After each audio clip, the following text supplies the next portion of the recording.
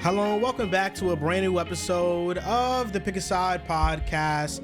My name is Joel Moran and I'm here with Joe, Dehls, Andrew Velez, and it's now episode 432. Incredible. In this episode, we are going to react to the NBA Players of the Week.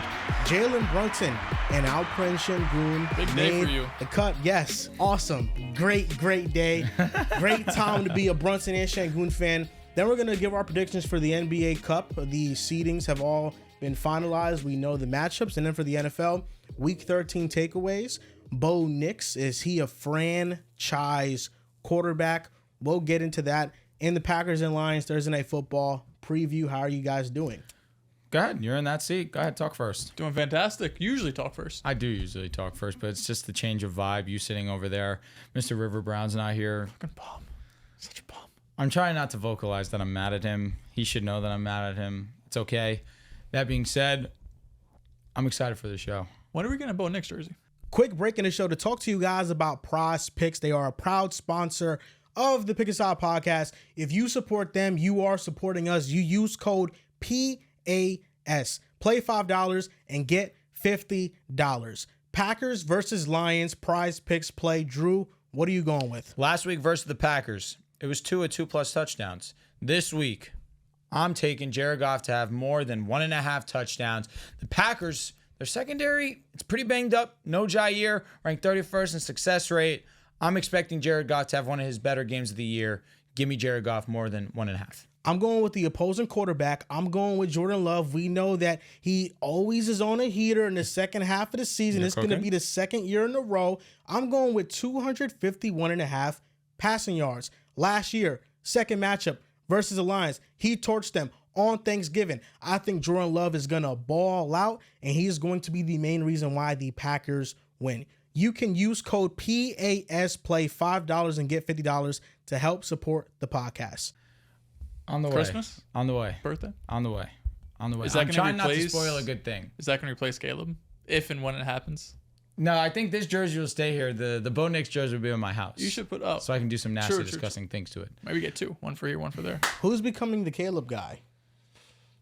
I don't know. I don't know. He's I've a always free liked agent. Caleb. No, I'm just Caleb kidding. is a guy. I still like Caleb. I said it when we were on playback. I don't know if you heard me, if you were there for it. I said, I'm more than happy with being the guy, now that I have my guy at quarterback, hating on every other player in the draft. Yes, I do remember this. I have no problem with that. I will happily, if Bo Nix keeps playing like this for years and years to come, I will, with a smile on my face, hate on Drake May, hate on Jaden, hate on Caleb, hate on Michael, hate on JJ. I'll happily do it. I think Caleb doesn't really need any of us. That's why, because I was such a big fan of him in college, but I was like, once he gets to the league, he's not about to be one of my guys. Because number one overall pick, generational, all this shit that went into Caleb Williams. So I don't think none of us really have to be, like, it's Caleb Williams. You know, it's... Why I did it is because everybody was saying that I love mid. I was like, all right, you know what? Fine. Caleb Williams, can't argue that. my guy. But we did the Spotify Wrapped of 2024. That was pretty awesome. Shout out to you guys. Give them a round of applause for that, please. I appreciate that. You guys make what we do possible.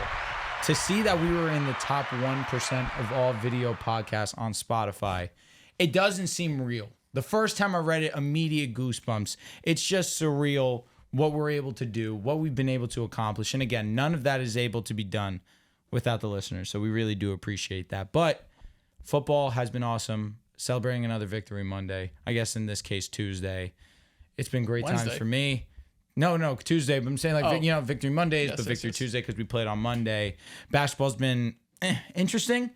Some good hoops. Not great hoops from my Los Angeles Lakers, but nevertheless, excited to get into this. If we're on your Spotify Wrapped, tag us on Twitter, tag us on Instagram. We're reposting everybody. We want to see you guys, have us in the top 5, top 1 potentially. If we're at like 4 or 5 though. Keep that, man. Keep that. I want top 3. Every single one that got sent to us, I retweeted. I wasn't even hesitating, just retweeting it. It's crazy. Anytime I see it, it's crazy as hell. Yeah, looking at the stats, apparently 1.24K people have us as their number 1 podcast. That's nuts. So shout out to those 1,240 people. And also everybody else that has us within their top 5. There's a lot of content out there. So for you guys to choose us, it really means a lot. And we've been through different transitions. The studios look different. We had the all red wall set up, then the gray wall set up. I wasn't there for that. I was there for that. The side table, the straightforward table, and now this brand new setup. So no, we appreciate it, and we're gonna keep pumping out some really good content. And this is gonna be a fun show. You know, I am really excited to get into these NFL takeaways because I feel like as we're nearing the end of the season, things are becoming more concrete. Who we believe in and who we don't believe in are becoming more solidified. So I'm happy to get into that. But yeah, definitely shout out to everybody out there that's supporting the show. Absolutely. We're going to talk about the NFL later, but this is going to be one of the most concrete NFL seasons, like close to the season, because right now there's not a ton up for grabs, right? Like the AFC, maybe one wild card spot, potentially one wild card spot. I guess the NFC has NFC South, NFC West potentially up, but like I was looking at some graphic, it might have been someone on PFF, I forgot who posted it, but basically said, if your team wins today, how much does this change your probability of making the playoffs? And basically every team in the NFL is at like under 10%. Like basically what we see now is what we're going to get. So probably won't be as dramatic as an NFL finish or NFL regular season finish. But all in all, it's still been a great season. I'll say this. Remember when the Colts had a 98% chance to get into the playoffs? Mm-hmm. Carson Wentz found a way to sell it. Not wrong. Not wrong. I'm hopeful that you're right. We went from like 55 to a win to now we're like at 74, if I'm not mistaken, talking about my Broncos. Those probability charts sometimes just don't add up. They don't. You know like, how do we go from 74% to now we're out of the playoffs? Yeah. How much sense does that actually make? But I hope you're right, because then that would mean my Denver Broncos are making the playoffs for the first time since 2016, since we won a Super Bowl. And let me tell you, I ain't ruling it out, baby. I ain't ruling it out. That's all I'm going to say. Oh, Super Bowl? I ain't ruling shit out. Okay, here we go. No, it's always fun to get out of droughts. Me and Dehls know how it feels. I know how it feels with the Knicks, though. The Knicks had a long drought, and then they finally made it with Randall, and like the year after the COVID year, really. So, no, it's always fun to get out that drought. I feel like the Broncos are ahead of schedule. I was watching Hard Knocks yesterday. Pittsburgh? Oh, I need to they had the AFC North in season thing, so they cover every team. The Bengals, Browns, Ravens, Steelers, to cover every single team. That's lit. My biggest takeaway from that was how in command Mike Tomlin is of everything. Looking at every building and how they interact with their players and the coaches interact with the players, and then looking at Mike Tomlin and how he interacts with his players, it's just a different feeling. Like Nate Herbig, the meetings leading up to the Bengals game, he basically looked at Nate Herbig when they were in the meeting and he said, "You're going to make a play." Like, the reason why Orlando Brown Jr. is in Cincinnati is because when we played them before they had him, their left tackle had he was giving up sacks left and right against us. So that's why Orlando Brown is here. He challenged Nate Herbig to make a play against Orlando Brown Jr., who is getting paid a lot of money. He's one of the better left tackles in the league this year. And Nate Herbig had that play against him where he forced the fumble. Mm-hmm. And he goes to the sideline, and it's been clipped up everywhere already. But he basically tells Nate Herbig, he was like, "You're built for this. This is not a lightning strike. You're built for this. Mm-hmm. That's tough. This is who you are." And just seeing the behind the scenes process of him knowing that that's his goal for the week. Mike Tomlin, when he's stretching out on the practice field, you got Orlando Brown. That's your matchup. That's your guy. And the connection he has with Russell Wilson. And after the game, when the Steelers won and Russell Wilson was going back to the locker room, Mike Tomlin kissed him on the top of his head. Give him a hug and a kiss. That's a fact. And it's he is a coach that he's able to build such close connections with his players in a short amount of time.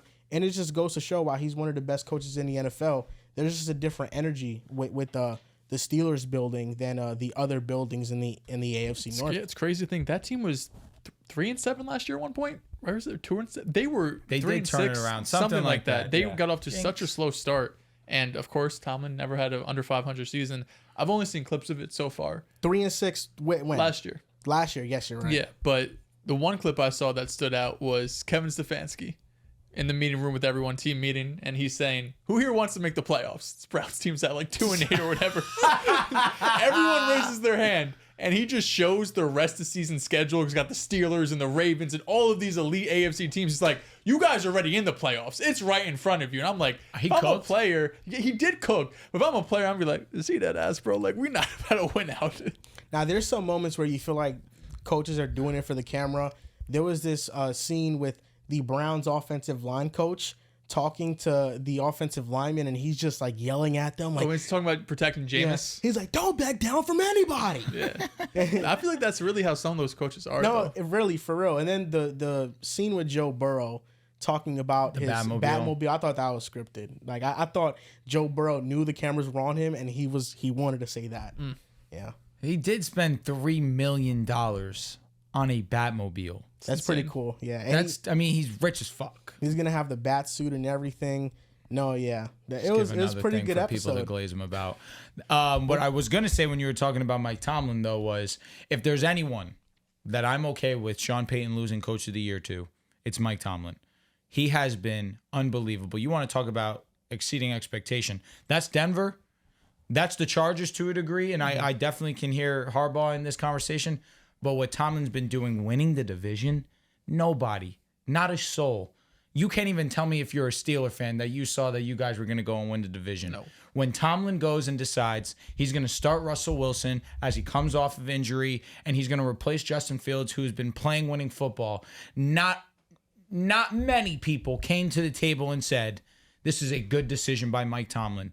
And it's proven to be one of the best decisions made by a head coach so far.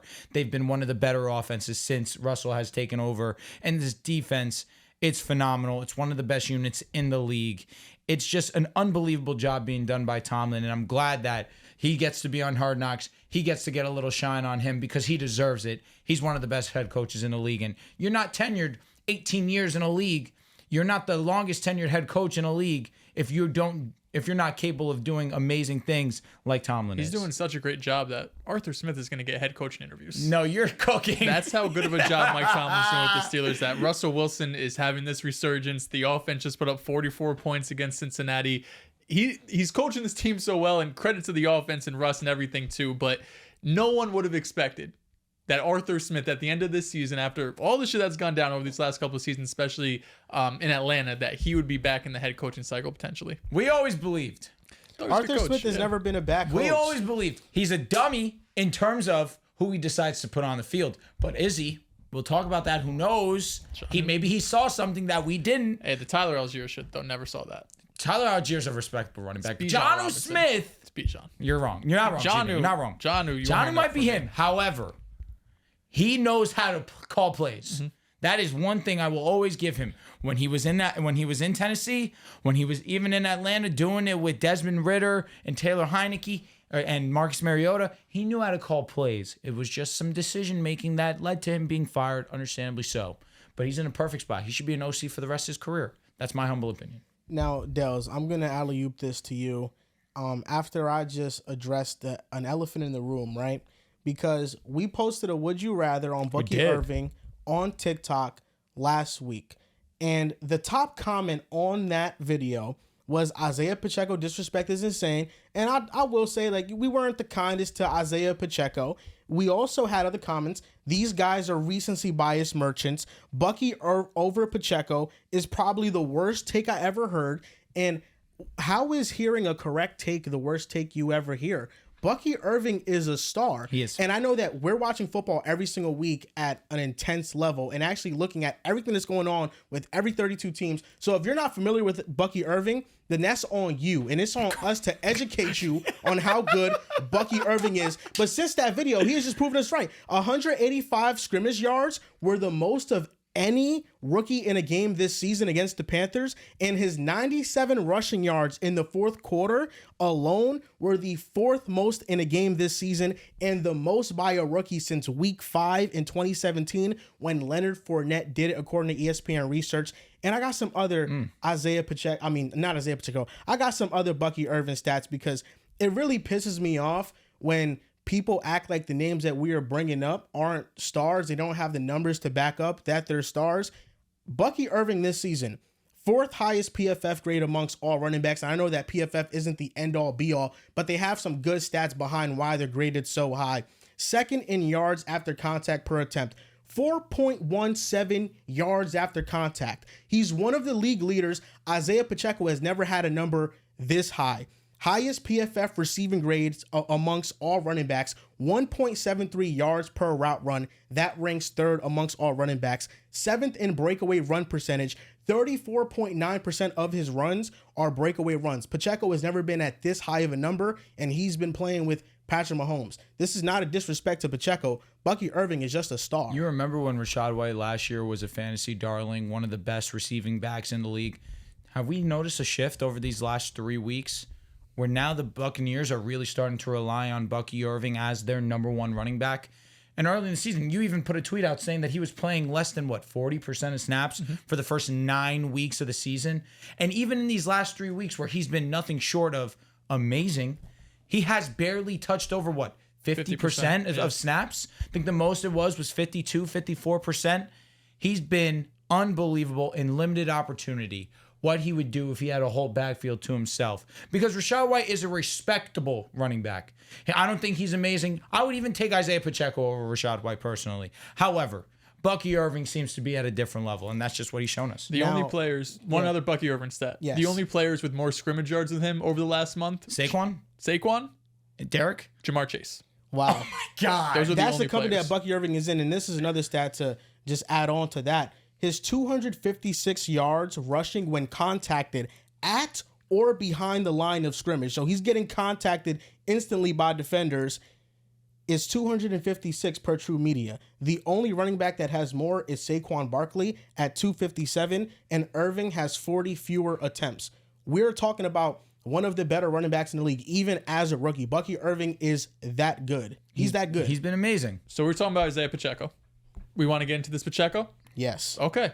Because you disrespected him a little bit. Apparently I did by taking Bucky Irving, who we're talking about as a superstar in the league. Yes, you also said that Pacheco was a bottom 20 running back in the NFL. Well, I got 21 names here with some honorable mentions. Maybe he's bottom 20. So how many running backs are better than Isiah Pacheco? Let's go down the list. Let's get through the easy ones. Saquon Barkley, Derrick Henry, CMC, Jahmyr Gibbs, Bijan Robinson. No debate. Nope. Okay. Kenneth Walker. For sure. Kenneth Walker. Josh Jacobs. For sure. Josh Jacobs. Alvin Kamara. Yes. Alvin Kamara. Jonathan Taylor. I'm going to say JT, but he's been pretty mid recently. I don't disagree. I would still take JT, but I understand the hesitancy. I'm going with JT. All right, I didn't like that. That was long pause. He's just been not. He He's hasn't been been good this He's year. been bad. mid. He's been bad. Joe Mixon. ISO Joe. Joe take Mixon. ISO Joe's crazy. You didn't like that? That's Joe Johnson. Yeah. Sorry. Aaron Jones. Yeah. Take Aaron Jones. I'm taking Aaron Jones too. David Montgomery. Easy. Montgomery. Easy. Kyron Williams. Easy. I would take Kyron. I'm going with Kyron. But, maybe that's not as far off as you might think. I would say Kyron Williams pretty easily. You're back. James Conner. Yes. I would take James I feel Conner. like James Conner is the litmus test for Ball knowledge? how much you know about running backs, because Okay, James Conner, he's a really damn good running back. Like, he's one of the best at breaking tackles in the league, and people might pick Pacheco over him because of hype. But no, James Conner, I think, is the better receiving back. He breaks more tackles. I'm going with James Conner. Coming into the season, James Conner was one of my favorite players for the way that he ended last year. Was, I believe, from week 13, week 12 on, one of the best running backs in football, averaged 5 a carry, was a touchdown machine. I mean, James Conner is one of them ones. Just got extended too. Shout out to him. Devon Achane. Achane. I would take Achane. Give me Achane. Breece Hall. Brees. I would me take Brees. Breece Hall. Come on. James Cook. Let that man cook. I'll take James Cook. I'm taking James Cook pretty easily. Like, hesitancy so much on more James explosive. Cook's insane. Hesitancy on him's insane. I just feel like you guys a little bit too disrespectful. Brother, to do you Pacheco. see what he does with limited? You What's know Pacheco do better? Excellent question. Catch the ball. That's it. I think he breaks tackles better than James Cook. I'd have to look at those numbers. I would have to look at him because too. I feel like James Cook is probably one of the top of the league. James Cook is elusive. I feel like as once fuck. he hits the hole, he's gone. But if he's getting contacted, I don't know if he's breaking out of that. Like Pacheco. Also, do you know who's number 2 in rushing touchdowns this year? James Cook. James Cook. Number 2. It helps when Josh Allen gets you in a goal line. I guess that's interesting. Hey, Okay. but Mahomes does the same thing. So So I was just looking real quick where James Cook is. He's 23rd in missed tackles for, so not elite, but he's still good. Next name up, Najee Harris. This is where I don't know. By the way, we're at 17 names not including Najee. Najee, I don't know. He's been playing better recently, but even still, I have my hesitancy. And maybe God just gave me a message because I just stuttered. It's leaning me in a direction where I could choose Najee, but he's been too inconsistent. Pacheco's not anything special. I think this is the Pacheco tier. Yeah. I think Pacheco and Najee could be argued. I think Pacheco is, of course, more explosive. I'm going with Pacheco. Okay. I'm fine with that. I'm fine if we don't want to include it, though. Yeah. Because I think it's a toss-up. All right. Tony Pollard. I'm taking Pollard. I would take Pollard, I would go Tony Pollard. Yeah, I would. He's been having a better season this year for sure. Pacheco's been hurt, to be fair. To be fair. Go But Pollard, last year. But Pollard by himself has been having a great season. The last couple of years outside of last year where he was playing hurt, yes, he has been one of the better backs in the league. Chuba Hubbard. I'm going with Hubbard. He's been having an insane season. I understand taking Chuba. Hubbard, this season that Hubbard's having, Pacheco's never done this, respectfully. This one I sit with because I regret taking Chuba over Bucky. But Chuba's been so amazing. I don't know. I think this is the tier we're talking about. This is really a question like, if you're KC, would you rather Pacheco or Chuba Hubbard?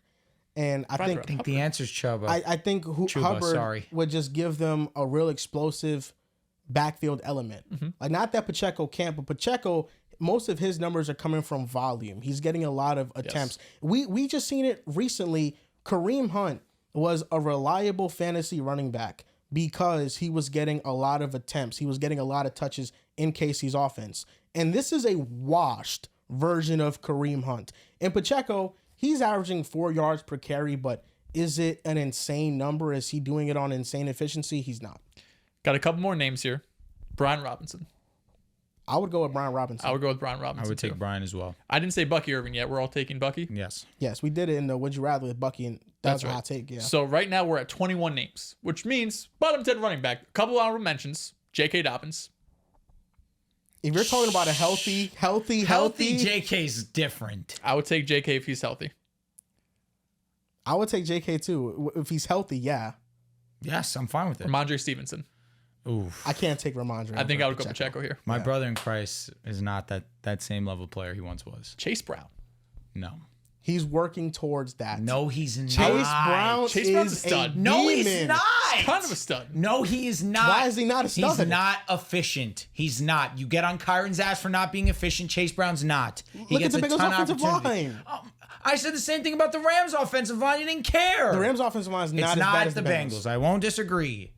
I will say what has been playing in Chase Brown's favor is the receiving aspect. That's really what's moving me. Chase Brown's averaging 4.5 a carry. Since when? Since he had on 152 attempts. Steelers. He cribbed one run. I was looking at his game log because we were doing the fantasy reaction. It didn't seem that crazy. He's had inconsistent games. All right, here we go. Apologize. Because he did have 5.8 a carry versus the Steelers. 3.9, 3.2, 4.4. Good game. I'll give him 4.4. He rushed for 27 times, 120 yards. Great game, actually. 2.7, 2.9. 5.3, 3.8, 5.3, 8.9. That was early on in the season. 7.8, and that's on 7 and 4 attempts. Here's how you know Chase Brown's a dog. When I was watching the Hard Knocks, yes, he's a dog. When I was watching Hard Knocks, when the Steelers were preparing for the Bengals, they had a whole Joe Burrow plan because Joe Burrow's that special. But he also said, "Don't let this running back sneak up on you. This running back Chase Brown, he could get us. We got to be prepared for Joe Burrow, but don't be too prepared that this guy's sneaking up on us and he's creating a big play." He's a great receiving back. I will say. He's a great runner. He's a solid When he gets the ball in his hand, yes, he can make things pop. As in the backfield, it's a little inconsistent for me right now. He faces a lot of light boxes, which, listen, you're playing the Bengals, you got to stop the pass. But when he got his opportunity, I should really add 15 carries, 44 yards, 2.9. 12 carries, 32 yards, 2.7. The Las Vegas game, people eat against them, but 27 for 120, that's nothing to scoff at. 13 for 42, 3.2. 22 for 86, 3.9. It's like it's not adding up. The efficiency is not adding up to get to 4.5, but he did play very well early on. I'll give him that, and I think he's a really great receiving back. That's his special trait, in my opinion. So I'll just throw out these last few names. If any of them stick out, better than Pacheco, of course. Nick Chubb. I'll take Pacheco, unfortunately, at this point in his career. At this point, I'm taking Pacheco. I mean, What would Chubb do well, it depends. in KC? Nick Chubb next year could bounce back. I agree. But we have to see how he bounces back. This version of Nick Chubb, I'm out on. You said, sorry, Tank Bixby.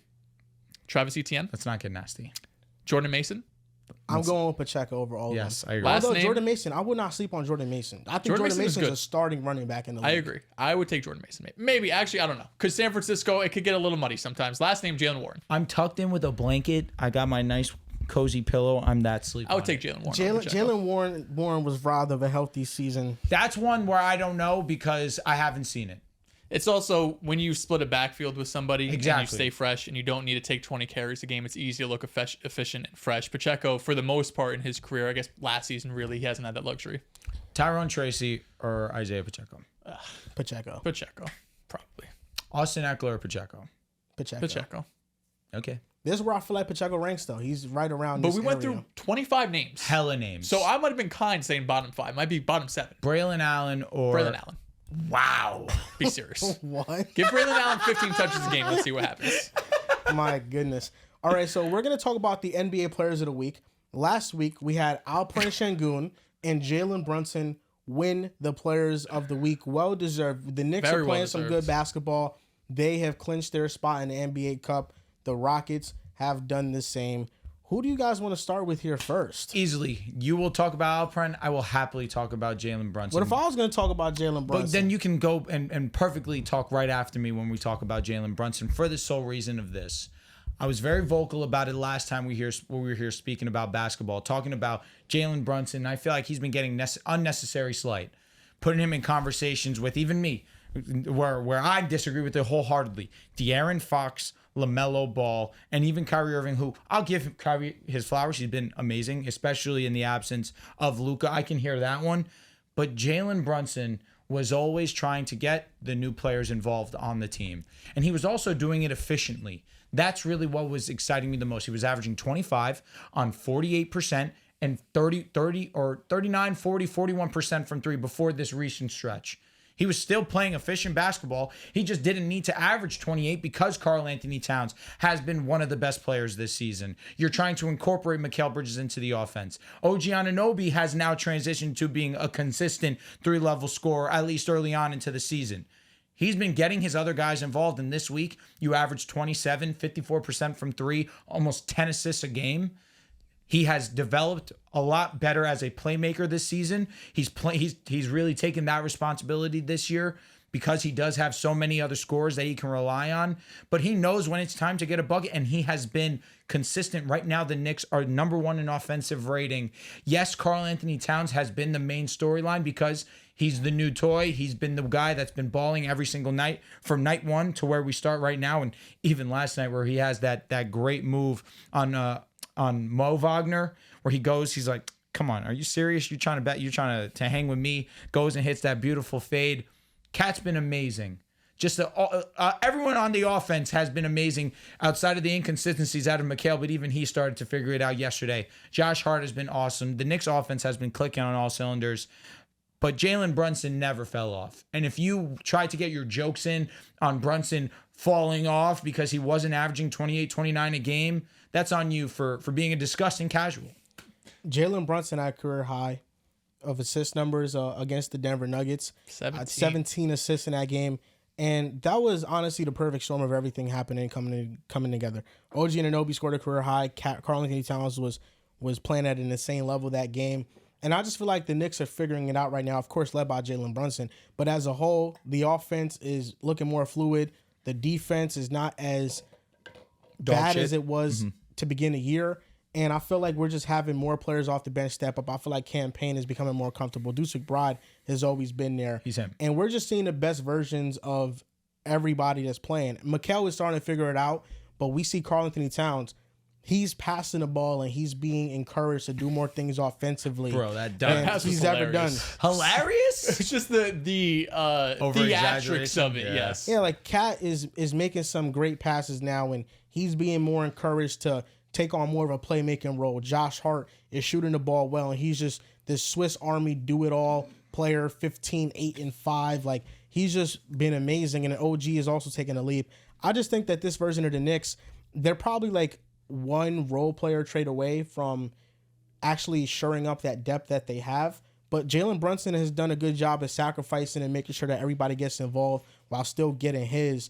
And the playmaking leap that he's taken isn't being talked about enough because he is passing the ball better than he ever has before. Yeah, having a career high in assists. He's leading the league right now in terms of plus minus. He's having a great season. You know, I think the first 3 weeks, month, it was quote unquote down year for Brunson. But even if you looked at his numbers, the efficiency was still there. The assist numbers was as high as it's ever been. Just he wasn't scoring as much as he has been these last 2 seasons, especially last year. But when you add Mikal Bridges, and OG seems to be taking a scoring leap, I'm not shocked that, you know, Jalen Brunson doesn't have to average 30. And he's been showing that he does not have to go out there and dominate the ball as much as he had in years past. And that was one of the weaknesses of the Knicks team when you look at these last couple of seasons, where Jalen Brunson is really the only guy on the court. Of course, Julius Randle was hurt last season. So majority of the year, Brunson was the only dude who could really create for himself. Like, OG, yeah, can he put the ball on the court and get a bucket? Sure. But Brunson was the only guy you could count on to be a reliable scorer. Now you have Karl-Anthony Towns, who, of course, can get some buckets too. But the fact that Brunson's been able to,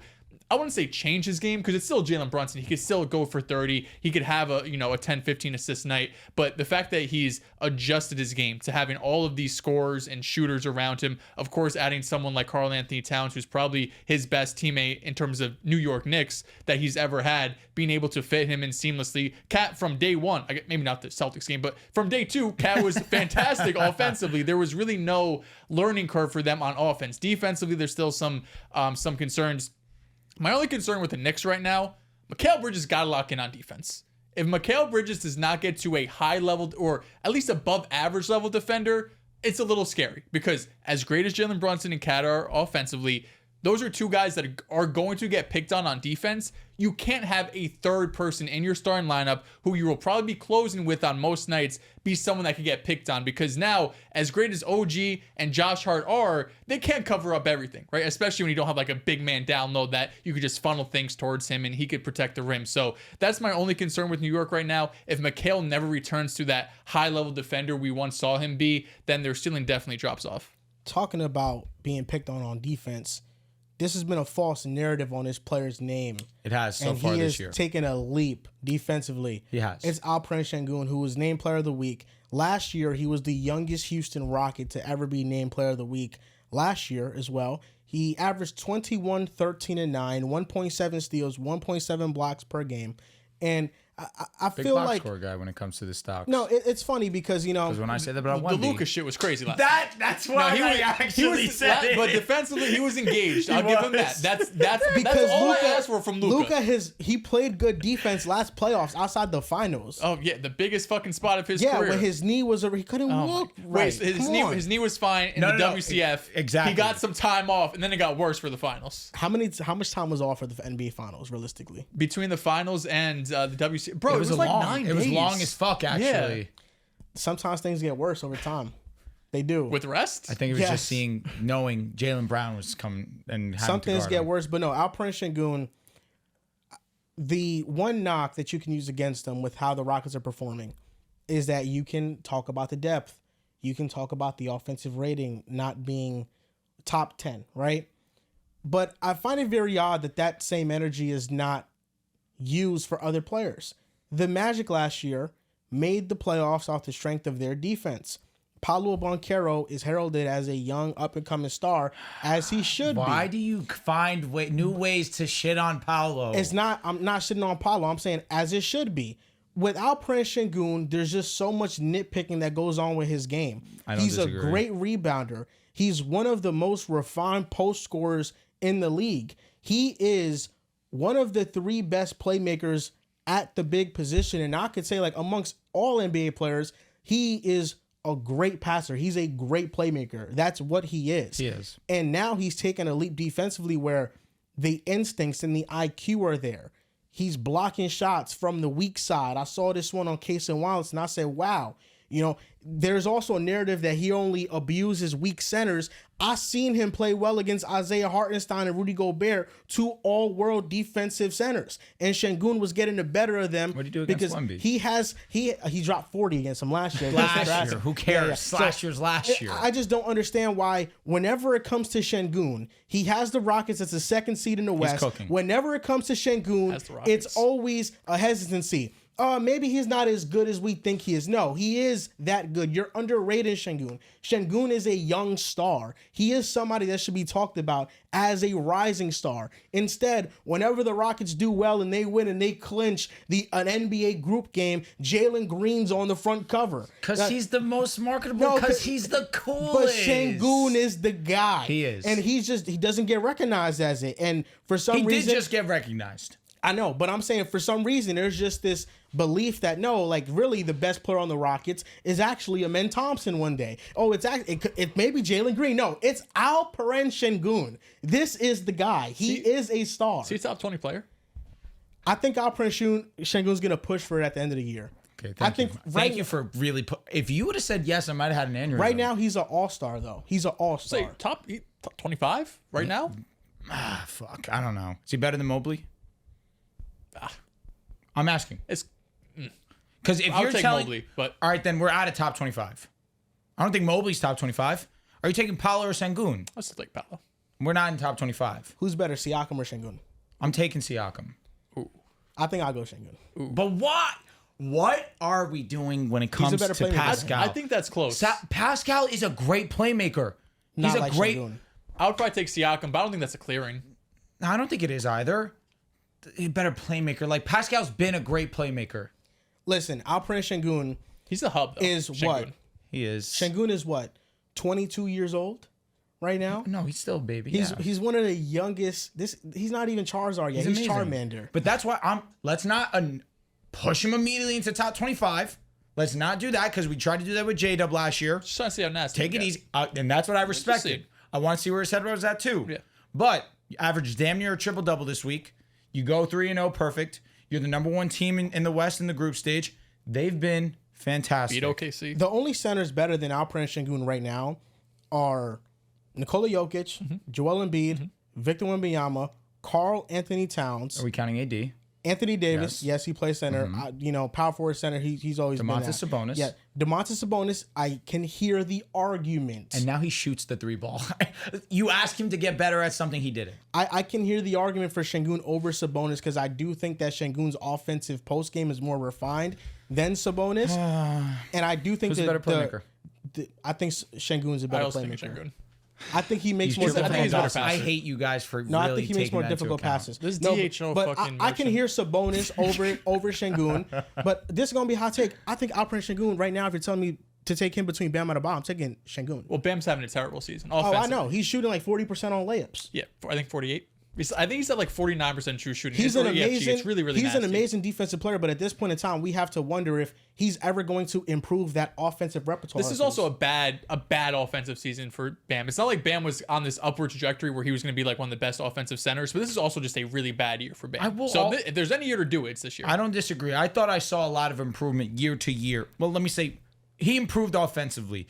Great playmaker. I think he was doing a great job being more aggressive as a scorer. He had that elbow jumper really knocked down to his science.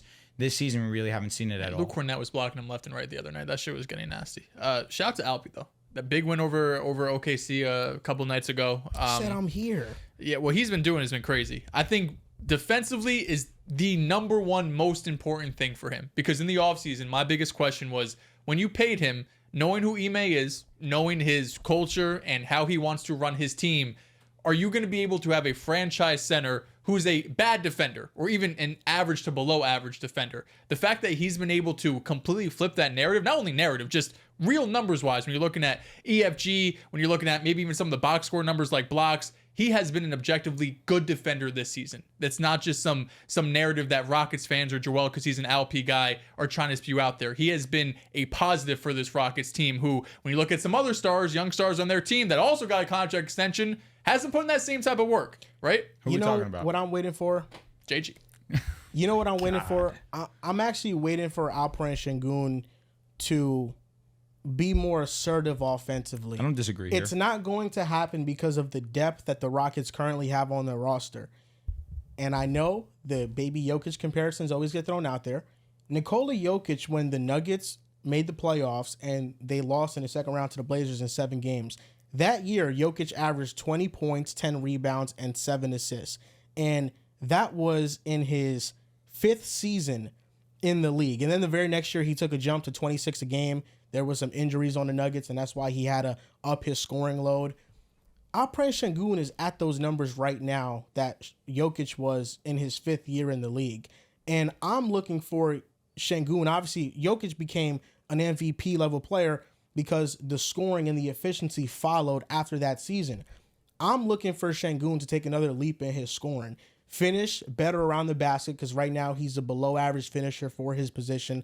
I'm looking for him to finish at an elite level around the basket. I'm looking at him to just refine his game a little bit more. And if he can ever get to the point that he's averaging 25 a night with what he offers as a rebounder, with what he offers as a playmaker, we're talking about a special player. We are. And I don't think Sengun is that far off from that. Jokic just shoots, like 70+% at the rim. Oh, I know. That's just a high bar to claim that a lot of dudes aren't doing. Baby Jokic is fine. You call him the poor man's Jokic. That's what I did with Sabonis. You can do that with Sengun. He'll never reach the heights of Jokic, and that is okay. The heights of Jokic, most NBA players won't. 100%. There are maybe 10 people, maybe 11, 12 that have reached the heights of Jokic so far. Jokic is that level of special. But I don't disagree with what your sentiment is. But a lot of what you said right now is why we can't put him in the top 25. He still does need refinement as an offensive player, and that is his best trait.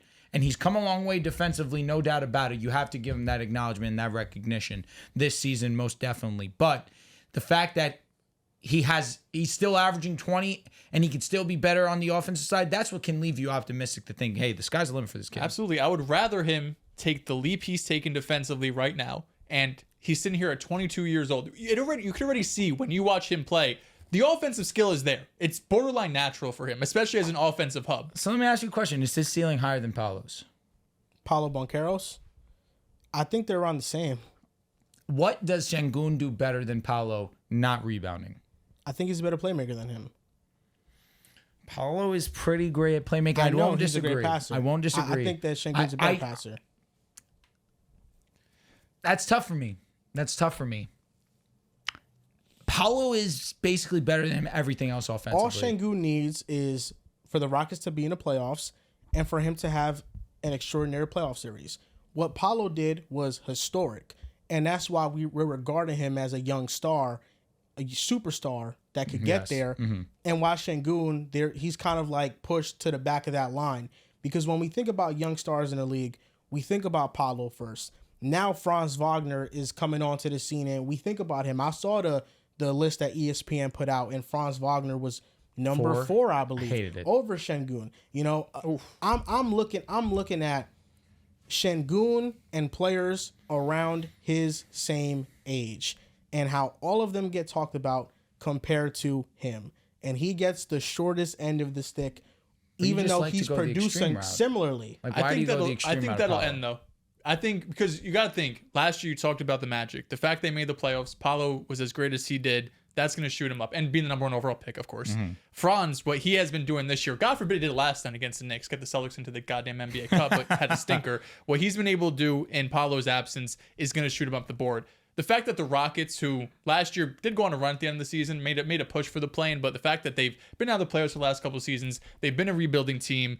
Sengun hasn't had that same spotlight on him that these other players have, specifically on the Magic. So if he goes, right now the Rockets are top 2 seed in the West, number 2, number 3, just beat OKC in the NBA Cup. They're probably going to make the playoffs this season. They're taking that type of leap. After this season, I think he's going to get the respect that we're giving him now, and the national media will follow suit. And he's 2 years behind because his rookie season and his second season, he wasn't a focal point of the offense. Steven Silas just looked at him as an afterthought. He wouldn't play him a ton of minutes. He would bench him at the worst times possible. He wasn't pushing Sengun to be the best version of himself. Ime Udoka has been harsh on him at times as a coach for his betterment, but as soon as Ime Udoka got to the Rockets, I think it is pretty clear, at least to me, it's pretty clear that he signaled that, okay, I know that I have all these talented players on the team that are young and have potential, but Sengun's the best one. Mm-hmm. There's a reason why Chauncey Billups, after they faced the Rockets, he said your rebuild accelerates when you have a player like Sengun take the leap that he has taken. Mm-hmm. Like, Ime went into that situation and said, Sengun is our guy. He's the best player, and he has played the offense. The offense has ran through him, and he has encouraged him to be that. Yeah. And that's something that he did not have in his first 2 seasons, where Paolo goes to the Magic first overall pick. You're the guy. Even though Franz had an amazing rookie year, you're the guy. Like, we're giving, you're the face of this franchise. You're getting all these opportunities, and that's something that Sengun didn't get. He just needs a moment.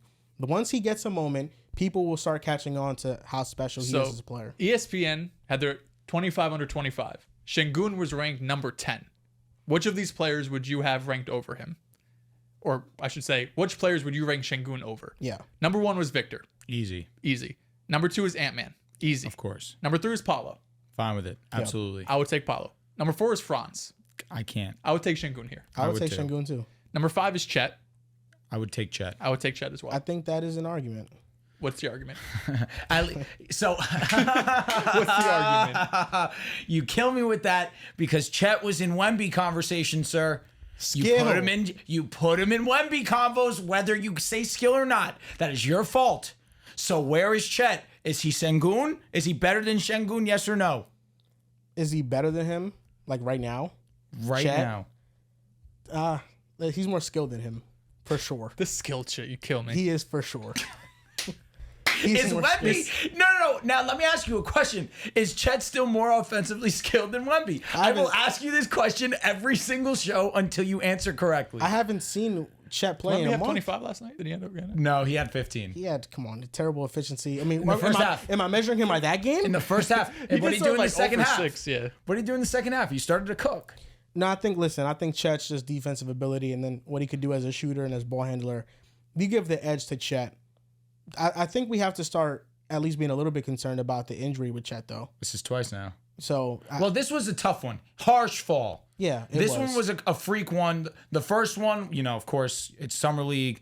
I believe it was a ligament, ankle, something like something in the lower half. Yeah. But I think this one was more freak than anything. Harsh landing, it happens. But I get what the sentiment is. There's a couple other players that. Yes, let me hear 6. 6 is Tyrese Haliburton. Not a chance in hell. Take Sengun. Wait, you're taking a Sengun? I'll take Sengun. I'll take home Tyrese Haliburton. I'll take away. It's definitely not Hallie.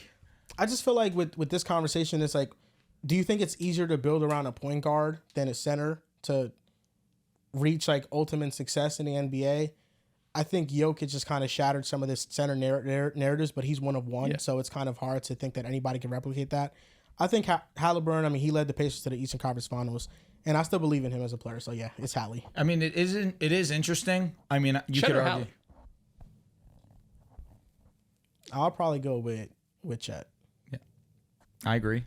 But it is interesting because you go to, let's say 2020, right? So 2020 is LeBron and AD. That really is a wash because LeBron was still the best player, even though AD was amazing in that run too. 2021, you have Giannis, big man. 2022, Steph Curry. Steph Curry being Steph Curry. 2023, Jokic. And then 2024, you had the Celtics be incredible. Who knows going forward? But, we have Wemby coming on. And that, of course, there are some really great big men in this league. So since the new decade, we've seen bigs really be focal points. That's something to look at. The last 3 names are Tyrese Maxey, Evan Mobley, and J-Dub. I think I would take him over Tyrese Maxey and J-Dub. I think Maxey's way too high on the list in general. Maxey's very high. Evan Mobley's tough because the defensive, he could be the best defensive player in the NBA. Literally. And offensively, he's growing. The reason why Evan Mobley's so tough, one, I'm taking Sengun over Maxey. J-Dub, I really struggle with. I was going to say Mobley and J-Dub for me, I would take over Sengun. But the thing is with Mobley is that he is an insane defensive player. He's also playing off of 2 incredibly gifted offensive players in Mitchell and Garland.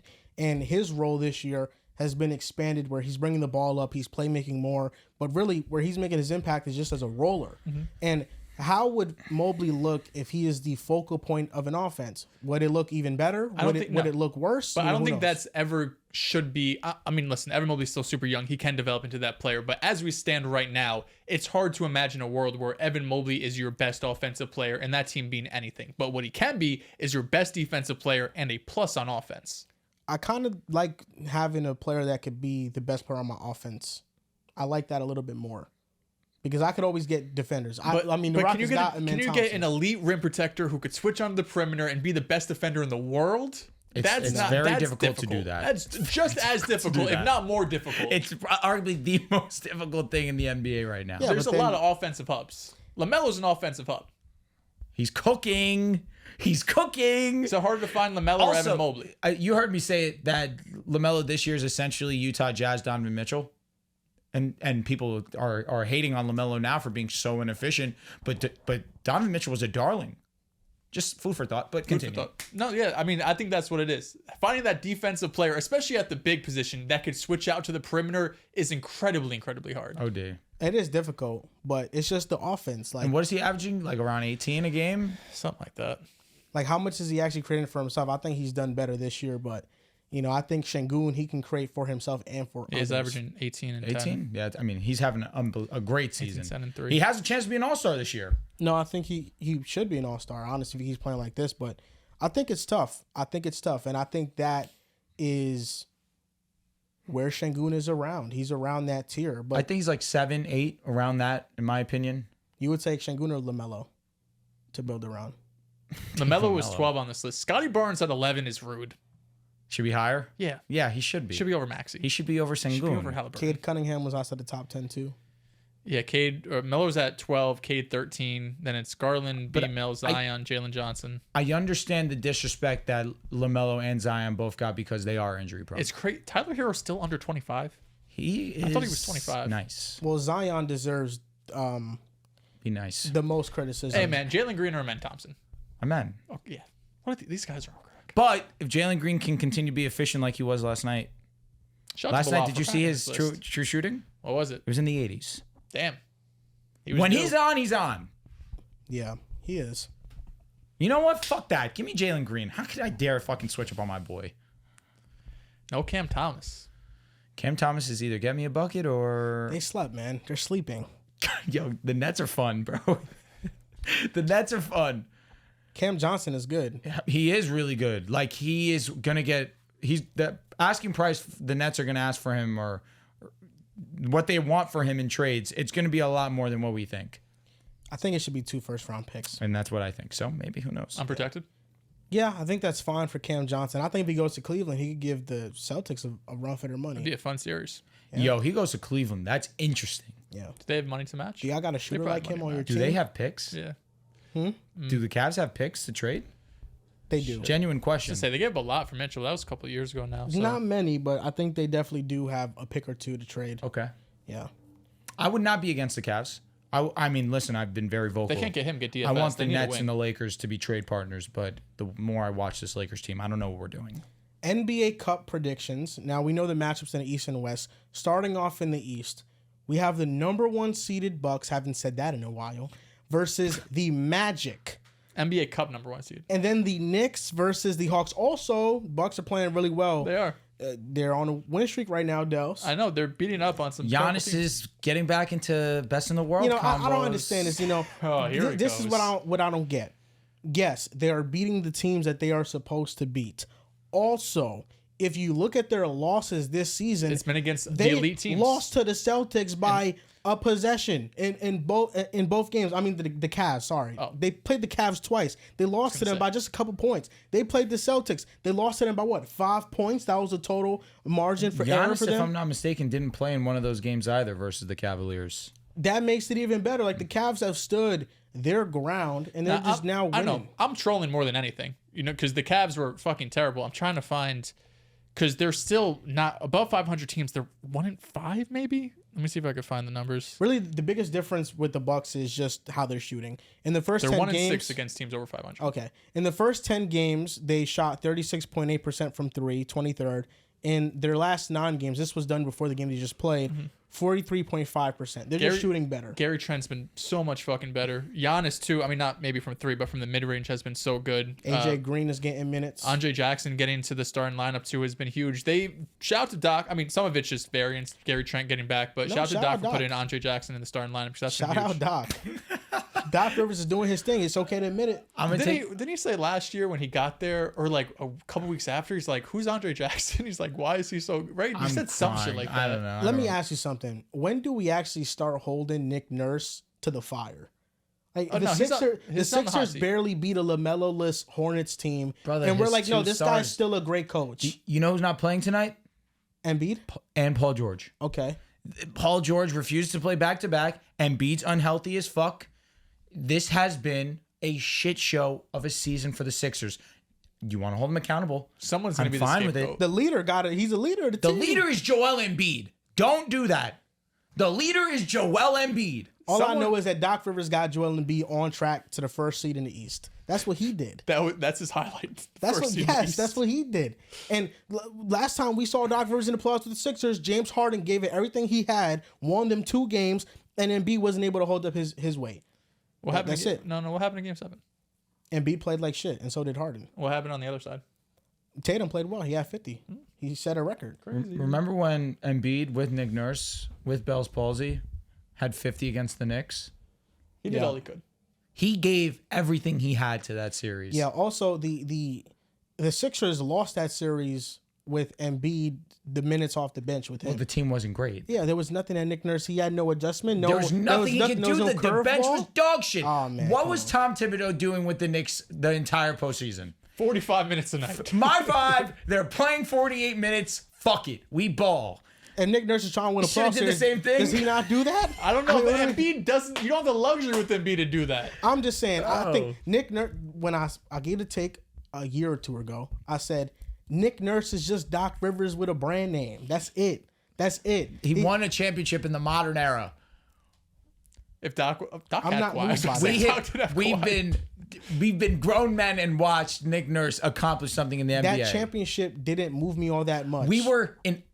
I think we were Nick Nurse. just starting middle school when he decided. You were still in elementary school. We were starting middle school when Doc Rivers reached the mountaintop. I understand that, but Nick Nurse in that playoff run, sure, like Nick Nurse, first year as a coach, they win the finals. Like, it was a great, and maybe people overrated him off of that moment. But and then the year after, Kawhi Leonard hit an insane shot against the Sixers. Yo, bro, the Warriors were right injured. Now? Are you serious? KD didn't play. What happened the year after when Kawhi left? What seed were they? They were the second. Okay. Were they not amazing? They lost in the second round. To who? To the Celtics. Weren't the Celtics a great team? Yeah, but at that time, the Raptors were a better regular season team, and they lost. And that went to 7. It was a great series. Was COVID. Yeah, and OG Anunoby also hit a buzzer beater that allowed it to extend. Because OG's like that. Yeah, OG played well in that series, but I'm saying that. Wait, so they were the second seed. Since you hit big shots, what are you saying? I'm just saying, Nick Nurse, why are we giving him so much credit for the Raptors chip? That team was loaded. It was a great team. They were, and then Kawhi leaves, and they're still a second seed in the East. Chip. That team You're acting like they fell short. They won the chip. They were a great team, and they won the championship. They won the chip because KD didn't play. He was hurt. Okay, and my God, that's facts. Is that not facts? Of course it is, but who cares? But if KD was healthy, they probably beat the Raptors, and we're looking back and like, well, yeah, it was the KD Warriors. Now, do you guys still believe Nick Nurse is a great coach? I don't know. I'm not hell bent on. I'll still say he's a really good coach. No, I'm asking great coach. He's a great coach. I hate semantics. I can't because they're legitimately one of the worst teams in basketball. If you said you either have to say he's great or you have to say he's bad, I'm gonna say he's great. Is he not an average coach right now in the NBA? God, the team he has right now is dog shit. Everybody talks about Daryl Morey. They've been dog shit. He co-signed every move. Has he? He accepted the job. He could have gone anywhere. That's true. But he thought he was getting James Harden. He thought he was getting Joel Embiid. Yeah. And he thought he was getting Tyrese Maxey. And Doc Rivers thought he was getting a healthy Blake Griffin, a healthy Chris Paul. He thought he was getting Paul George that showed up in the bubble, but the entire team wanted to leave. And he thought he was getting a good Ben Simmons. And then he folded. You know what? Low key, you want to put blame or take away credit that Nick Nurse is going to get. You know what? Then I'm going to put blame on Doc Rivers for not getting Ben Simmons' mind right. Is that what we want to do? People blame him for that already. Let me ask you a question. Yes. Do you want me to do that? Yes. Do you know how nasty I sound saying that? Yo, Doc, I'm be honest, you're going to get fired. Why are you getting fired? Because Ben Simmons sucks, and that's your fault. You lose your job over Ben It Simmons. doesn't hurt Doc Rivers' perception too much. People blame him for everything that goes wrong anyway. Well, it was a collective failure. Brother, how many 3-1 leads has he blown? Fuck on. Hey, listen. Is it the record? He has the record. Sometimes you need the players to secure that 3-1. If you're up 3-1, you have the players because you're up 3-1. 3-1. Please, there's no defending it. You can't. Well, Paul George wasn't good in that. Oh my God. It doesn't matter. 3-1 versus the Nuggets. I'm sorry. The Nuggets were a really good team. You should never have lost to them. I don't care how bad, because Paul George wasn't good in their wins. And Kawhi played bad in Game 7. Game 7. Game 6, he was really good. You're right. But Game 7, he was bad. Nick Nurse, man. Great guy. But NBA we have Cup. the NBA Cup in the East. We didn't even get to the predictions. Bucks versus Orlando. the Magic. I'm going to take the Bucks to win I'm this going one. with the Bucks too. I'm taking the Bucks too. Yeah, they've been playing really good basketball. We talked about it. We talked about how great, of course, Giannis is having like another historical career year. Gary Trent's been shooting well. Again. Right now, I think they're around 13, 14 defensive Doc Rivers rating. got them running around, playing for him. Yes, I will give him his Playing respect. for him. Torian Prince, Yes. too. He's been playing good ball. Darvin Ham out there. Fucking This is a little pockets. redemption year we're having with the Bucks. Hey, I've been very vocal on that. If Darvin Ham knows one thing, it's how to win that NBA Bucks Cup. are making it out the first round. I don't know yet. Wasn't this your championship team? Dark horse. I'll be honest, bro. Doc Rivers can't get out of the first round with fucking Giannis. Well, it I depends. don't hear nothing about Doc. If they're hurt, then no. If Giannis is healthy, If Giannis is healthy and Middleton's not there, they still need to win a first round playoff series. Yeah, Yes. no. Yeah, I think the Bucks. Like I said, if the Bucks are playing at their best and they're healthy, they're shooting well, they can match up almost against anybody. I do like how they're playing without Middleton. Like, that's actually he should be back. And when soonish, Middleton coming back is going to help them even more. But you cannot rely on it. No. You can't rely on him to stay on the court consistently. But when he's on the court, he's a great basketball player. I'm going with the Bucks. Yes. Knicks versus Hawks. Little rematch of taking the 2021. Knicks. Yeah, There's I'm no going way to I'm- the Knicks. I'm not- There's- Yeah, I'm the going Hawks, with the though, Knicks, too. NBA Cup time comes around. They beat the Cavs. They beat the Celtics without fucking. I mean, they step up. I don't know if it was. I don't think it was you. It might have been you and Riv sleeping on Jalen Johnson. He's been a dog. Oh, I did say he needed a hater. You did say that. I did. He's been amazing. He's been great. He's averaging over 20 a game. He's been efficient, shooting the 3-ball efficiently, 37%. He has been fantastic. Anything you could have asked for from him in this year and this next year where we anticipated him to be an MIP, he's been better than that. He's been so great. Now in the Western Conference, This is where it gets fun. we have the Mavericks facing off fucking against Thunder. OKC. Fucking PJ's going to have a fucking amazing I ball already game. know what's going to happen. The Mavericks going to win, and OKC fans going to say it's because Chet didn't play. And maybe that's fair because they don't have their fully healthy squad. But what this game is going to show, and what the Mavericks have been showing as recently, is that there was a point in time where I was genuinely concerned about Luka's future in Dallas, if they could ever build competent teams around him. Nico Harrison has been one of the best GMs in basketball. He traded Dinwiddie and Dorian Finney-Smith and a pick for Kyrie Irving. You trade in the middle of the year for Daniel Gafford and PJ Washington. They drafted Derek Lively, traded up to get Derek Lively. And then this offseason, you signed Najee Marshall after losing Derrick Jones Jr., and you steal Quentin Grimes from the Pistons. It was a salary dump, and the Mavericks got who once was one of the better 3-and-D guards in the league. They got him for nothing, and now he's playing outstanding with the Mavericks. Amazing. This is the best Mavericks roster that Luka has ever had. You have Kyrie, Luka, PJ, Daniel Gafford. I'm missing Klay Thompson. I didn't even mention that signing Because he's the that last person on this list right now. that he hasn't even been Respectfully. the best signing for the Mavericks this offseason. As we said. But you have That's my Klay W. Thompson. That's my W. I don't give a fuck. You have Derek Lively, Najee Marshall, Yep. They're deep. Spencer Dinwiddie is now said PJ? playing well. Quentin Grimes, I did say PJ is one of the first names I mentioned bad. because he moves the needle for a lot of people, including myself, but not my co-host here. He doesn't move the needle for him, and I think I'm You're a missing a needle couple. mover if you can go and bring your team to a championship and win it, actually. I think I'm sorry. missing a couple players. Like the Mavericks genuinely might be 10, 11 deep. Like they're that deep of a roster. I'm going to go and take Oklahoma City to still win this game. Respect what's been going on in Dallas. I've been very vocal about it.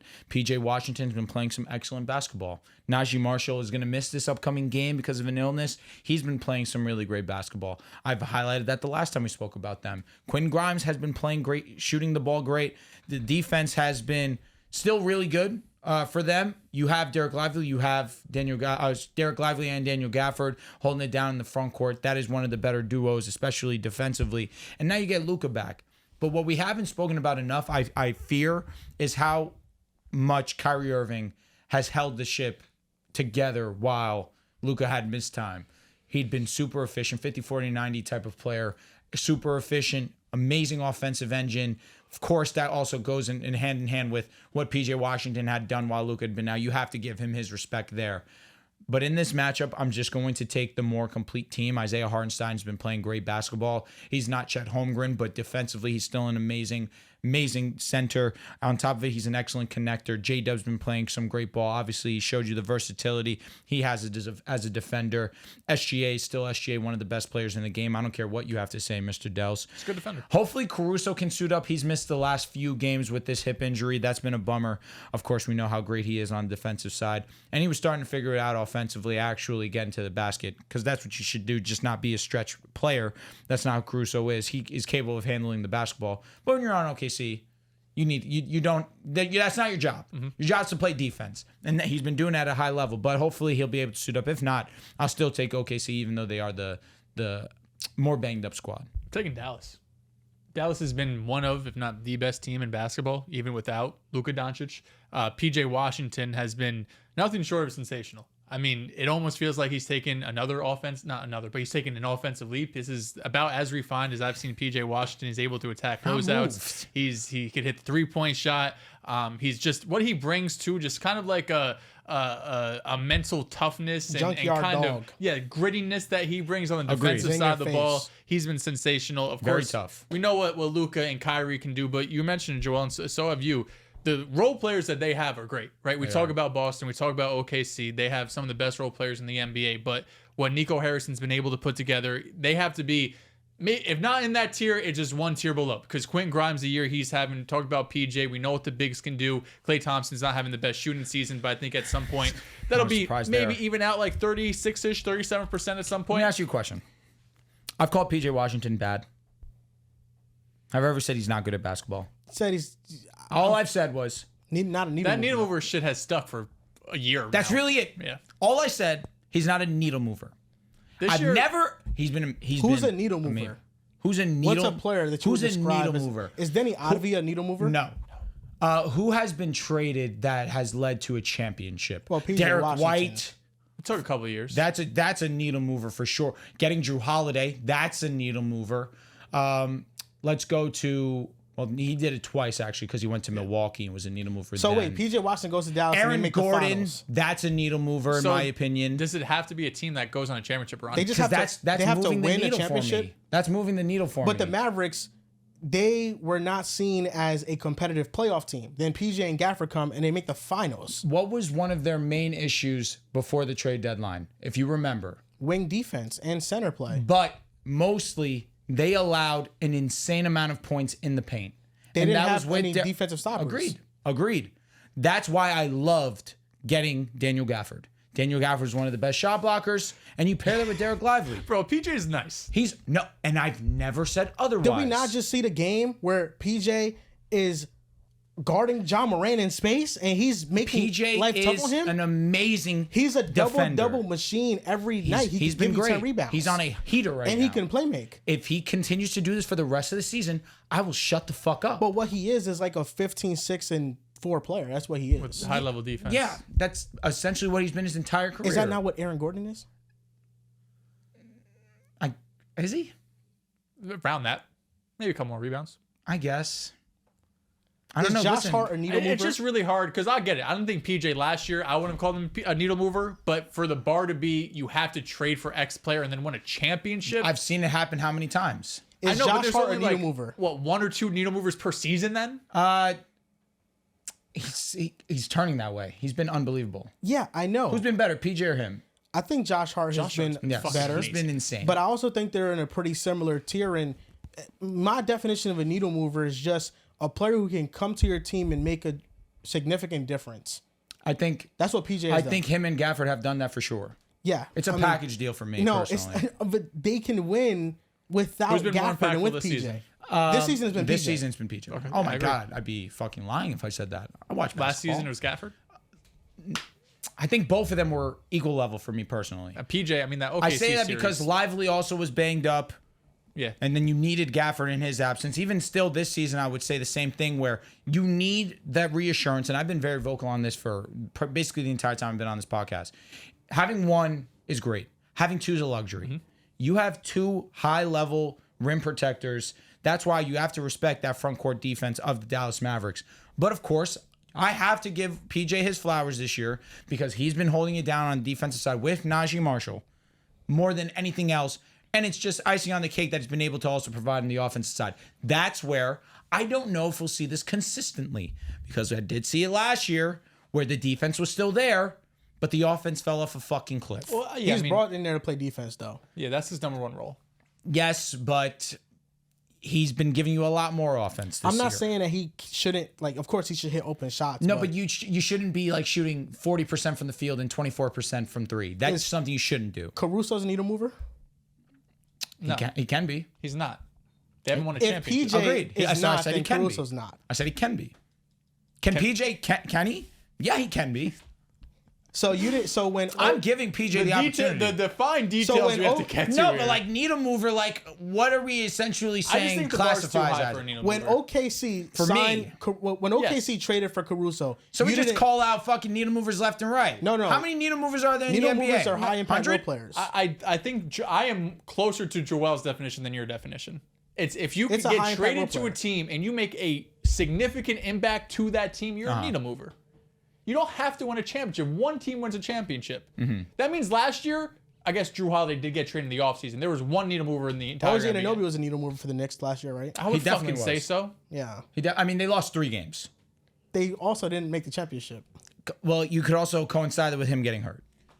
Yeah, but do you think the Knicks are going to make it with him? I don't know. That was a great team. Will they beat the Celtics? I don't think so. No, I think PJ is really good. He's great. PJ is really good. He's been playing great. Siakam was a needle mover. Dude, they were one of the worst defenses in the league. He gets there, and now they're one of the best. They didn't win a championship. And on top of it, now he's their best player. He is. So, yeah, I would Last year, say that. Last year, I'm saying. They didn't win a championship, though. But he was their best player. Is PJ the didn't win a Mavs best championship. player? I said this isn't. So there's no needle movers. That's what I'm asking you. But that's why I'm asking, how many needle movers are there? I think any given year, But Pascal's not no fucking role player. 5 maybe. We I don't can't know, call depends Pascal's on not a role player. No, he's not. He's a star. But I mean, you just said that Drew Holiday was a needle mover for the Celtics. I agree, he was. So was Derek White. He developed into that. Same thing with Hartenstein. And they're high level role players. And Drew Holiday, you can classify as a star, but he took a back seat with the Celtics. Yeah. I need him to lock in on those corner threes, man. He's at like fucking 30% this year. And we need PJ to lock in on those wing threes. Yeah, about the I said in the offseason that it's hard for a team that made the finals to get better.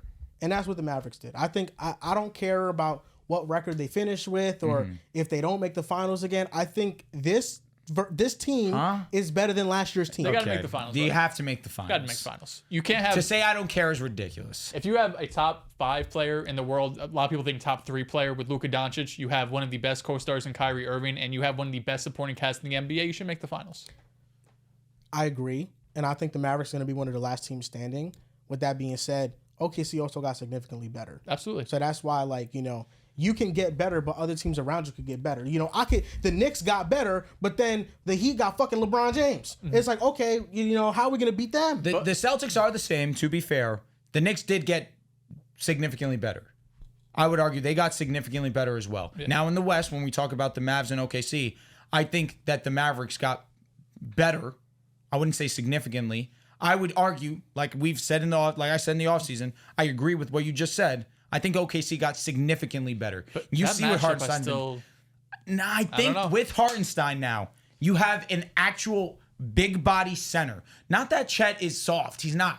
He's not at all. He's just not strong as Hartenstein is. Hartenstein's not going to get bullied the way that Chet got bullied by Derek Lively. That's not going to happen. That's where I look at that, and that'll be the difference for me. I still think that series is a toss-up. And J-Dub's going to play better. I'm willing to guarantee that. He should. Unless Luka, PJ takes that assignment. Luka will probably also play better. See, but that's the thing. You know what PJ's assignment is going to be this year? It's not J-Dub. It's going to be SGA. He's ready. So let's see it. Because now J-Dub's not going to have PJ on him, and PJ did a hell of a job on him. Now it's going to be PJ on SGA. I'm willing to guarantee SGA still balls the fuck out. It's SGA. And of course. And then what's going to happen with J-Dub? Now it's going to be on Najee. I guarantee you, though, now J-Dub is like, I don't have to have this I'm not going to 6'7" disagree. demon on me. I'm not going to disagree. He definitely is a little bit more happy that he doesn't have to see him, but he sees Najee Marshall, and he's probably feeling a little bit more comfortable. Now, Western Conference NBA Cup predictions. Mavericks, OKC. I got the Mavericks. I'll take OKC here. I got the Mavericks. And now we have the Rockets versus the Warriors. The young pups versus the old dogs. I got the Rockets. This is the second best team record-wise in the Western Conference. They just went and beat OKC. I know, no Chet, but the confidence they're playing with, how deep they are. True. Golden State's fallen off a little bit. The 5-game losing streak. The hot start they got off to was hot. Beat Boston, right? They went on this crazy run where they looked like one of the best teams in basketball. They have cooled down significantly. I feel like the Rockets are trending up. Golden State is trending down. I got the Rockets here. I'm going to take the Rockets as well. It would be hilarious comedy if the Warriors just decide, hey, snap our losing streak. I hope not. In the NBA Cup, Fucking we're going hate to those upset guys. the Rockets. I'm going to take the Rockets, though. I think defensively, they've just been so sound. That's been one of the main stories of this season so far. And just going up against a team that simply just it's lost its juice. And it just seems that way with the Golden State Warriors. I'm going to take the hottest team arguably right now in the NBA. Give me the Rockets. I'm going with Alperen Sengun. I'm going with the Houston Rockets. This is going to be a Taking clean Alfie over sweep. Curry. Yes. I mean, hey, no, right now, what's going on? I'm taking Alperen Sengun. Now, we could complete this bracket. In the Eastern Conference, we have all the answers were not the same. We all did pick the Knicks, though. The Knicks versus, we all picked the Bucks? We did pick all of them. Okay, so Knicks versus Bucks. Who wins that? I'm going to be honest. There isn't a day I'm picking against the New York Knicks. Give me those New York Knickerbockers. I got the Knicks too. The Bucks have been playing better. 1-6 against teams over 500. Until they beat a team of the Knicks caliber, I'm going to bet against them. I'm picking the Knicks as well. Then in the West, we have the Rockets versus potentially OKC. You guys outmatch the me. Mavericks. We'll go with the Mavs in your situation. I would take the Mavs over the Rockets right now. The Rockets always play the Mavericks tough. That's the tricky part about this. And I could see the Rockets winning, but I mean, if Luka's healthy, Kyrie's healthy, they're all playing, I'm going with the Mavericks. Hey, if you get past OKC, I'm impressed. Even if the OKC is banged up, I'll probably take the Mavs to win that game too. And I already saw on Twitter your pick to win the NBA Cup. Are you sticking with it in this matchup? I think the Knicks are winning the NBA Cup. I think the Knicks are actually built for these hot stake leverage moments. Okay, I got the Mavs winning. I think they're playing top three teams in basketball right now. Shout out to the Knicks. They've been playing great too, but I mean, the way that Dallas has been playing has been a little bit different. Dallas is moving him. No, it's moving him a lot, and I get it. They're I a good fucking understand. team. They've been playing great basketball. Hey, move me. Hey, they've been moving me too. I'd be lying to you if I said they weren't. They've been playing excellent basketball and did it without Luka. That is really, really excellent. That being said, the Knicks have been playing amazing basketball, and seeing Mikal start to figure it out very slowly but surely, that's leaving me optimistic. And Jalen Brunson starting to get back to Jalen Brunson levels of basketball. You have that paired with OG and Cat, who have been excellent this season. I'm going to go with the best offense in the league. Even though the Mavericks, they found a way to get back to top 4 offense while Luka's been out. Yeah. Do they need him? Of course. But give me the Knicks to take the whole thing. The Mavericks are 5-1 without Luka this year, and they beat the Knicks without Luka. Like, they blew them out. Quentin Grimes had an exceptional game. So did Najee Marshall. The Mavericks also beat the Nuggets without Luka. Like, this has been a team that's been able to beat some high quality of opponents without Luka. Sometimes you have to come back to the mean. It's true. So I'm going with the Knicks, but the Mavericks, they scare me. Last thing I'll say is, and I can't wait for Riff to be here, and he knows it too. His whole big claim about the Dallas Mavericks getting significantly better, he must have spoken about Klay Thompson for 25 minutes. I'll just leave it at that. He is probably their least impactful signing so far. And that's why I have no problem tipping my cap to Najee and Quentin Grimes. Not a lick of that was spoken while we were having that debate. Mm-hmm. I'm completely okay with that. Next topic is going to be about Bo Nix. And if we're ready to plant the flag that, man, this guy, Bo Nix, number 10 on the Denver Broncos, is a franchise. I don't have to speak. Quarterback. I'll take the reins here, actually, of maneuvering this conversation. Gentlemen, I've sat here for weeks and weeks and weeks. I've tried to tell you, hey, this kid's getting better. He looks really good.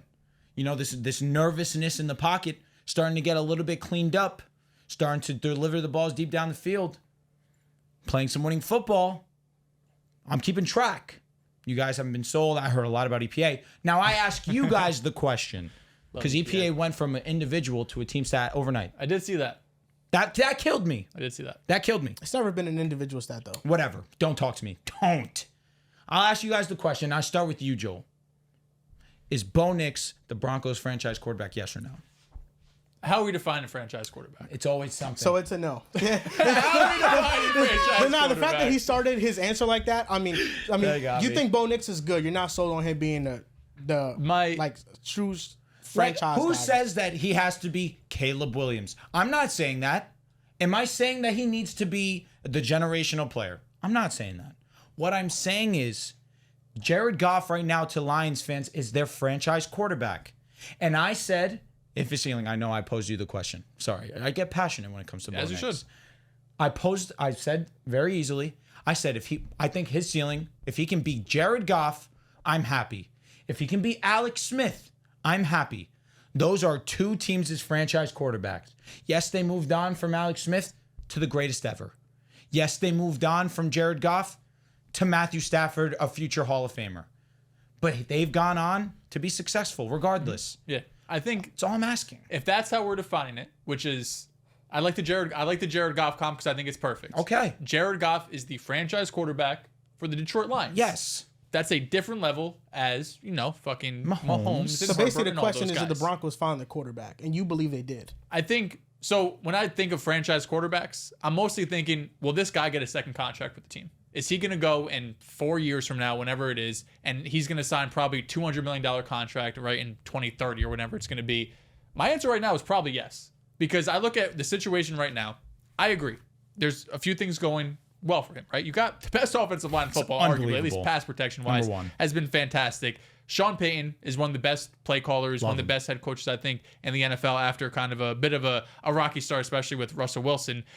This defense is playing really well, but you also have to look at the negatives there, right? He has really one weapon that you can rely on in Courtland Sutton. And Courtland Sutton, let's not pretend that coming into the year, he was this locked and loaded top 10 receiver, top 15, even top 20 receiver that we thought can be a difference maker on offense. That's really all he's got. I think Velez has made some nice plays well, who's kind of breaking out into maybe he could be something. Marvin Mims and Troy Franklin have their, kind of schemed plays. Of course, Marvin had that 90-yard touchdown, but mostly scheme plays, either sometimes out of the backfield in the screen game that they get involved to, which I love to see. The run game's been pretty inconsistent all season long. So while Bo has had things go his way that for the rest of his career, he's not going to have the best offensive line in football. There's going to be years the Broncos defense is up and down, but he's still going to have Sean Payton for the foreseeable future. So what I've seen from Bo Nix so far is to start off his career, it was bad, right? I think Sean Payton threw a lot on his plate and said, listen, you're a guy that was in college for 5+ years.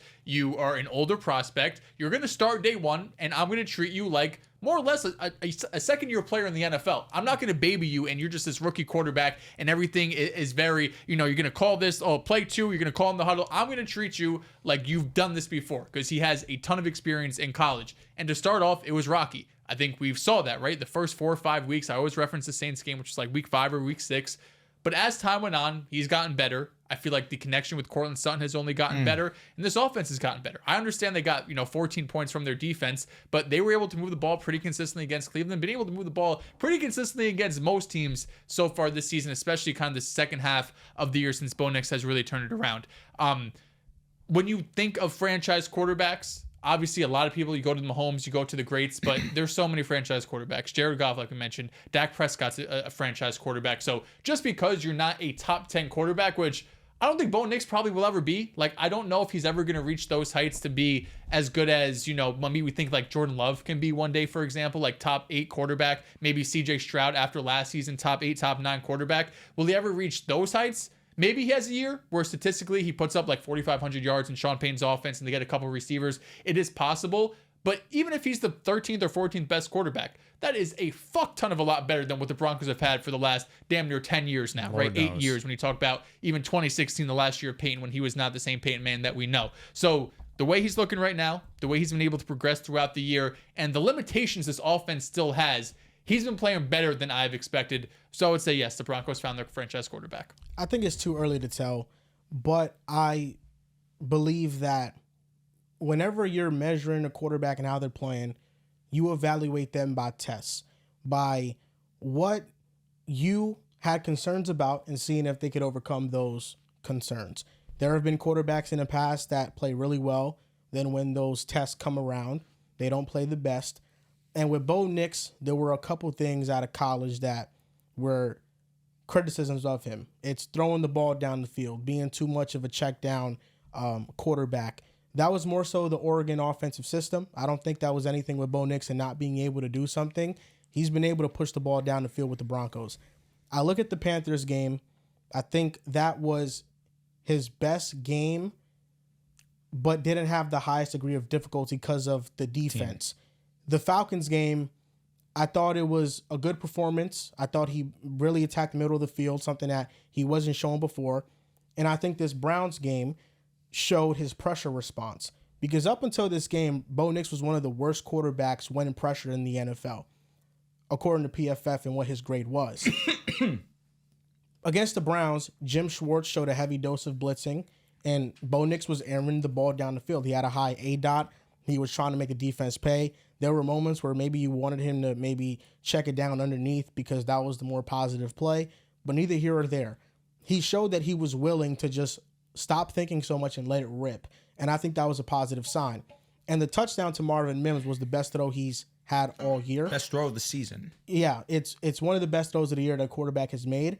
And he's also checking the box of he has some real juice in his arm. I think that it's not a below average arm like Tua. Like if you tell me if Tua or Bo Nix, like I think Bo Nix has a much stronger arm than Tua.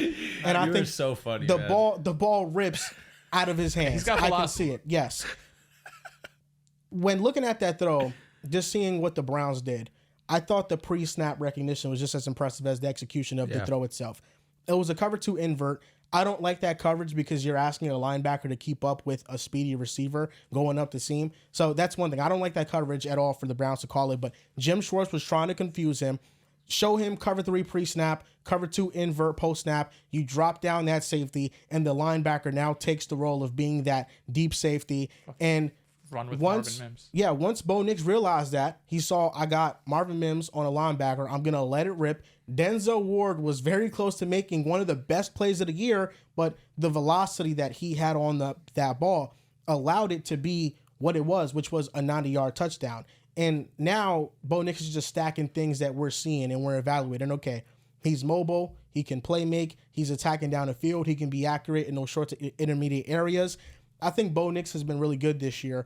And the Broncos, I also want to give them credit for the situation because I know that we get enamored with rookie quarterbacks too much. And this is the same thing that I said with Jaden. When Jaden was playing well, I mentioned Cliff Kingsbury. I mentioned the offensive line playing well because so much times we give all the credit to just the quarterback under center. Not that Bo Nix doesn't deserve that, but this is one of the very best offensive lines in the NFL. This is an offensive line that held Myles Garrett in check. We are talking about one of the best defenses in football. And Courtland Sutton, yeah, he was not viewed as a high-tier receiver coming into the season, but when he's been tasked to beat one-on-one man coverage, I mean, he was toasting Trent McDuffie the entire game versus KC. He has played at that level, and then you have other players stepping up, like Velez, who I think is a good power slot. He's not good against man coverage, but against zones, he knows and recognizes it, and he's a 7th-round pick, I believe, and Older it's rookie. another Sean Payton development story. There are moments where I think that we overthink things. My initial hunch on Bo Nix was listen, Sean Payton, Bo Nix, if Sean Payton handpicked him, then there's a reason probably why he's going to be successful. There's situations where you overthink some things. Just like Jordan Love going to the Packers, sitting behind a Hall of Fame quarterback, getting to learn. You know, maybe that guy turns out to be good because he had all that time to prepare for his moment. And it's Bo Nix, who years of college experience, going to the NFL under a coach that is not going to just throw him to the fire, because in the beginning, versus the Steelers and Seahawks, that's what he was doing. He was trying to see, okay, what is Bo comfortable and not comfortable with doing currently? Once those two games happened, he started just calling things to ease Bo into it, and now we're seeing the steady growth week by week, and there are more things being put on his plate. So I think there are just moments where we overthink things, and the Broncos rebuild has happened so fast from eating the $85 million in dead cap. They were an 8-win team last year, barely missed the playoffs, and this year, just getting that boost from their defense, being healthy, and Zach Allen turning into an all-pro player, and their offensive line really just taking a major leap. And I think getting better quarterback play this year than they got last year, it's now led the Broncos to be a playoff team. And there should be enthusiasm because usually we get quick rebuilds like the Giants and they don't have somebody in place, and now you're stuck with Daniel Jones for $40 million. Now the Broncos are going to have cap space. They're going to be able to maybe bring in a running back that can boost that run game. They're going to be able to bring in a receiver. They're going to be able to add things to this team. They're going to have draft picks. So this is a team that could be, in a short amount of time, a dangerous football team. I get overwhelmed when I think about it. It really has been a long road since my championship, because it's not even like they flirted with going to the playoffs. We've just been bad. This year, we've turned it all around, and I want to go into what you're saying. You mentioned just the reasons why we've been having such a quick rebuild. You mentioned Zach Allen. We have to talk about Nick Bonito. I mean, what he has done this year. He's legitimately put himself in DPOY conversations. He's one of the league leaders in sacks. He has a pick 6 on his resume as well. He had a stretch where he had 5 sacks in a row. He's had a sack in every game since that streak started, except against Baltimore, if I'm not mistaken. He's been a menace. He's getting after the quarterback. Jonathan Cooper has been fantastic for us. We didn't have Riley Moss this week against the Cleveland Browns. It was evident. We had Levi Wallace go and give up over 200 passing yards. He was getting torched religiously. Jaquan McMillan, I've been talking about him for 2 seasons now. He's the best player that people do not speak about, not even at all. He is amazing. He's so great at playing the ball. He put that on full display versus the Cleveland Browns. He had that great PBU before the half ended. He had, obviously, the game-sealing pick 6. This defense is great. Brandon Jones has been playing really great ball too. I want to give him some love because he was the guy replacing a guy who probably be inducted into our Ring of Honor in Justin Simmons. That was a tall task to do, and Brandon Jones has done an excellent job so far. The defense as a whole has just been super fantastic. I don't think Levi Wallace will play for the foreseeable future. I think we'll go out there and we'll run with our rookie Chris. KAD. I forget his last name, how to pronounce it. Regardless, what we've been able to do this season offensively, especially since week 5 on, and I'll give week 3 because we did go up against the Buccaneers, but regardless, what the season really starts is from week 5 on for Bo Nix. With all that in mind, with how bad he played week 1, with how bad he played week 2, with how bad he played against the Saints, he's still the rookie leader in yards. He's still the rookie leader in touchdowns. He's been phenomenal, and he's, like you've mentioned, he's done it with a poor supporting cast. Amazing offensive line, great play caller, but the weapons around has not been the greatest. I'm happy that we're giving Courtland Sutton his flowers. I've been vocal about it. I think Courtland Sutton's been so up and down to the point where I was done with him. I will never disrespect him ever again. What he's been able to do this year, how great he's been able to be against top corners as well, it didn't matter. It doesn't matter. Every single week he's going out there and he's performing. Wait till this offseason when we have over $50 million in cap, when we have a first-round draft pick, what we're going to be able to put around Bo Nix. We don't have a great run game at all.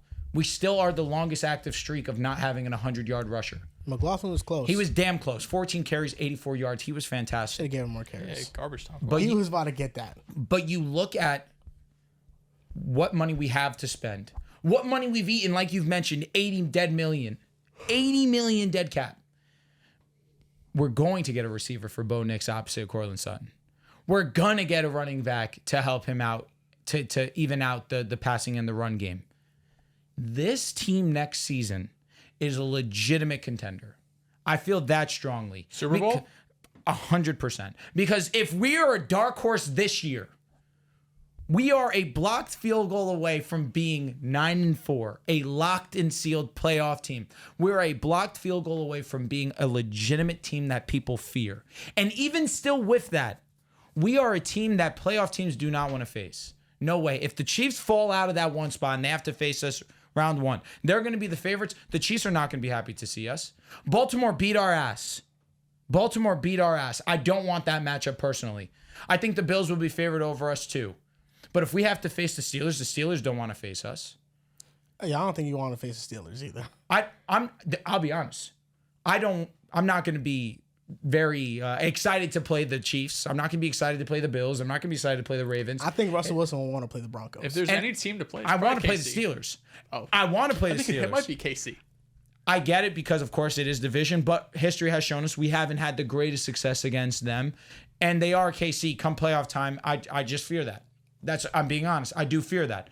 But the opposing teams see us, and it gives that vibe of that first round Giants versus Minnesota, where if you have a team that's going in and they're kind of running in a little lackadaisical, like maybe the Baltimore Ravens, who, again, they did handle us swimmingly, as easy as it got.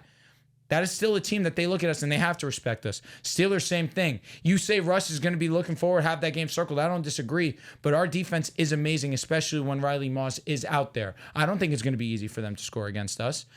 Also, I don't think it'll be easy for us to score against them, but I think we'll have a lot easier time than we did first go around. Going up against the Buffalo Bills, that's going to be a very tough matchup. I don't like that, not even a little bit. I don't want it, personally.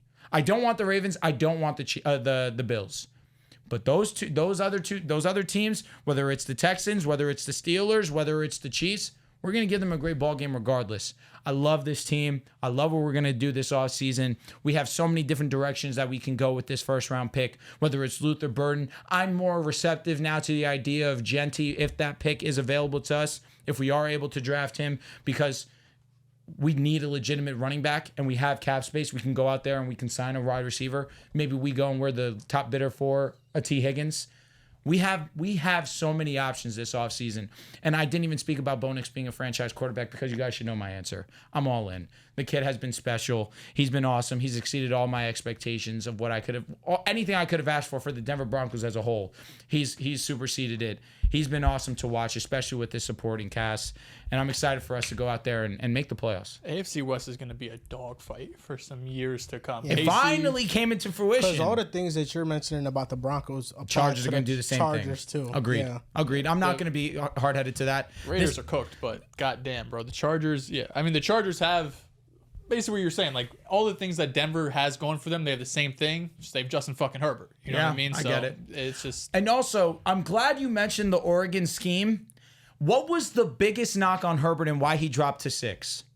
The same reasons for Bo Nix. Now, if you take this as me calling Bo Nix Justin Herbert, you're out of your mind. But why I say that is they went and robbed Herbert of his best trait, his arm. It was just like, oh, the scheme, he was just really drawing dump passes. They were check downs. He really didn't push the ball vertically because that's just what the offense called for. And then year 1 with the Chargers, he's historic. He's letting the ball fly downfield. He's like, oh my God, Justin Herbert has this amazing arm talent. Why didn't we all know this? Why wasn't he taking over Tua? Why wasn't he in conversation to be taking over Joe Burrow? The offense was built like that for a reason. Same with Bo Nix. Their concerns over him was that he was a check down merchant, that completion percentage was inflated. And I don't disagree with that, of course. But we see what he's been able to do, his arm talent that has been displayed over these last few weeks. He has that in his bag. He has the ability to get outside the pocket and make plays. That's something that people did not think he had in his arsenal either.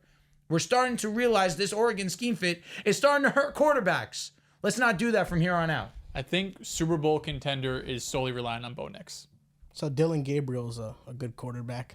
Shit, man. I don't know about that, but if you're a quarterback prospect that people are high on, maybe we should start to give you the benefit of the doubt. Listen, what Bo Nix was, Bo Nix was a 5-star recruit out of high school. And then he went to Auburn, and it didn't work out at Auburn, but he was a 5-star. Like, he was one of the highly touted quarterbacks in his class. And it took him a while. Once he got to Oregon, it was just a perfect fit there. It's weird because, like, the Oregon offense with Bo Nix was, like, checkdowns a lot. And that's why he had the completion percentage he had. But it was also like checkdowns and shots down the field. Like, that's all it was. And they sprinkled like a little bit here and there.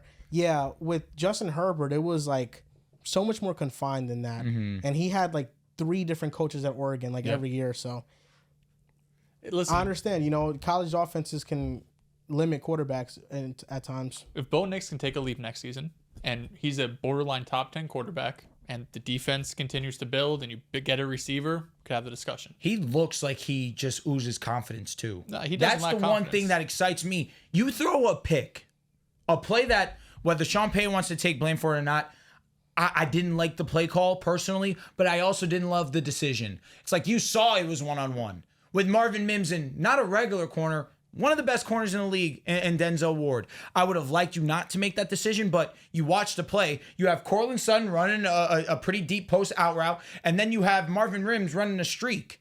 That was a pretty poor decision of a play call, and I'm glad that Sean Payton did say that was his fault. But I will say, I don't like that decision. But you throw a pick. The drive after they go and they score, now we're behind. You still have the confidence in yourself to go ahead and lead a drive, a game-winning drive, and Will Lutz to inevitably kick the game-winning field goal. As a rookie, to go ahead and show that type of confidence, that level of moxie, not every quarterback has that. Not every quarterback's built with that type of, you know what? Yeah, I fucked up. That's in the past, though. I don't worry about that. I worry about what's ahead of me. And he went out there and he led a great drive, and we were able to go out there and escape with the W. That's something that you can't teach. Week 13 takeaways. I wanted to start off actually shouting out the Chargers defense. Yeah, what else is new? Because, they get torched by the Ravens somewhat, and then the Bengals as well. And you're starting to wonder, maybe this defense isn't that good. And then they go up against a washed Kirk Cousins and they're back. And then he not their fault. He threw into triple coverage. That's true. But no, they go against the Falcons, they had their best defensive performance of this season. And I like the switch up that Raheem Morris threw where he was blitzing. It wasn't just 4-man rush. He was actually blitzing and making sure that he was getting pressure. And Justin Herbert took a couple sacks. So this wasn't a good game from the Chargers offense. Actually made me worry about their offensive line a little bit more moving forward. Mm-hmm. But the defensive performance by them, I've been talking about this rookie corner for a while, but after what he did, he deserves more recognition. He had 2 interceptions, Tarheeb Still. He has a negative 31 EPA as the nearest defender this season per Next Gen Stats, the best among all cornerbacks in the NFL. Now that getting a pick 6 is definitely going to affect the opposing team's EPA and boost his a ton. So Tarheeb Still making plays. He got that game-winning pick 6 on Kirk Cousins, just read it the entire way. His rankings amongst 17 rookie corners with at least 200 total snaps through 13 weeks. His overall grade is first. His coverage grade is second. Tarheeb Still has been a gem in the 5th round. Cam Hart has also been a gem. And Derwin James had his best game of the season against the Falcons as well. Like, the Chargers defense, they are one of the better units in the league. And it's really been spearheaded by, of course, what they have in the front. Their front 7, Dion Henley, I think, has been one of the better linebackers. But on the back end, these 5th-round rookie corners have been tasked to hold more than their weight because Asante Samuel Jr. goes out and they have to step up, and Christian Fulton goes out. So they have to step up, and they've played at a great level, and they deserve their recognition. I'll go with one of my takeaways, something that's close to heart. Pittsburgh Steelers. I'm crying. This is not the Pittsburgh Steelers that we've gotten the last 3 years. Will they win a playoff game? I don't know, right? They're going to be home field advantage most likely. There's a decent chance they win a division because Baltimore lost this week. But this isn't the same Steelers that we've seen these last few years because they're proven they can win in different ways. These last couple of seasons with Kenny Pickett and Mason Rudolph, you kind of knew how they had to win. It's defensive battle. It's really ugly on offense. You probably need TJ Watt to get a pick 6 or a fumble 6 to boost you to 17 points to win the game, but not this season. If you need to win a shootout, they can do that. They just scored 44 points against the Cincinnati Bengals. I know the Bengals defense isn't all that, but 44 fucking points is crazy. They showed against the Commanders, scored 28 points, I believe. They could still win defensive battles. Ugly game a few weeks ago against the Baltimore Ravens. Won that game 18-16. They have one of the best kickers in football in Chris Boswell. Russell Wilson has been making timely plays all season long. His connection with George Pickens is very real, and he hasn't been really putting the ball in harm's way too much.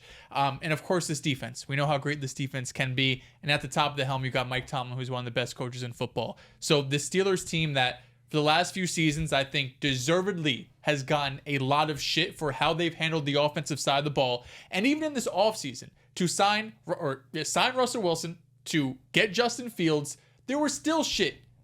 You benched Justin Fields. There was still shit. Even after the first couple of drives against the Jets with Russell Wilson, there was still shit being said about how the Steelers are run their offensive program, but the way they've been able to turn it around, credit to Arthur Smith as well. This is a Steelers team that is proving they can win in different ways. And just like you said, Denver, not a lot of teams want to play them. I feel the same way about Pittsburgh. They're going to have home field advantage it's not Heinz anymore. What's their name of their I field forget now? the name, truthfully. They're playing at Heinz Field with that crowd, with that defense in the playoffs. That's a place that teams are not want to go to play. And Russell Wilson has done a great job at minimizing negative plays. And then Acrisure.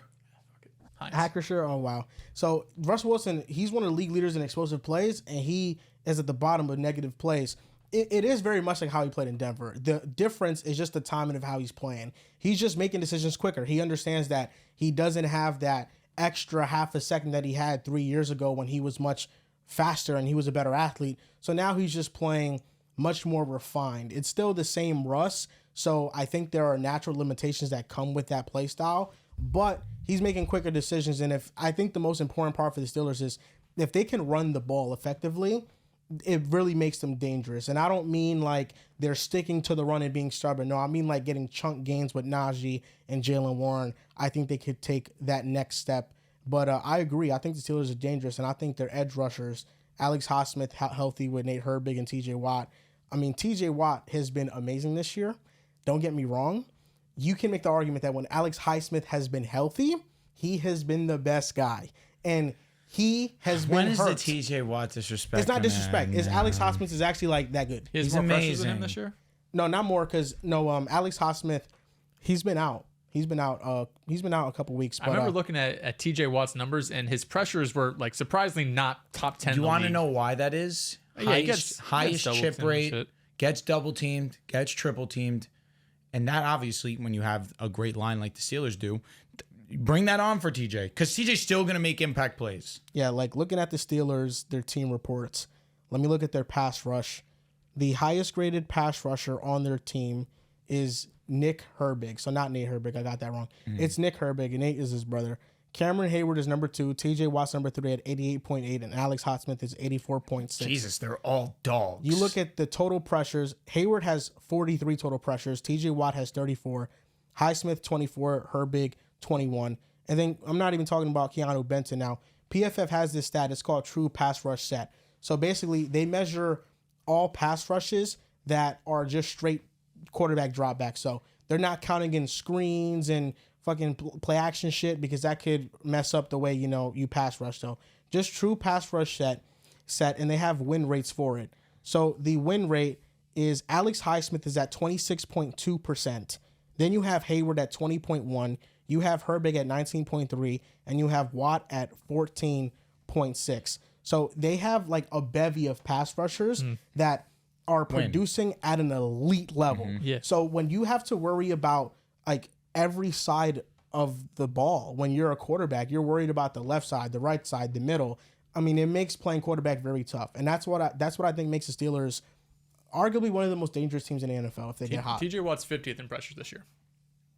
Okay. So he's not having as elite of a season as he's had in years past. He's still one of the most impactful players in the NFL. Still one of the best edge rushers in the NFL. I'm not trying to take anything away, but he's not having, statistically, at least as great a season as he had in years past. I don't know. I watch the game and I see him just make a play every game. Absolutely. No, that's what he does. I mean, that he makes winning plays in moments that matter the most.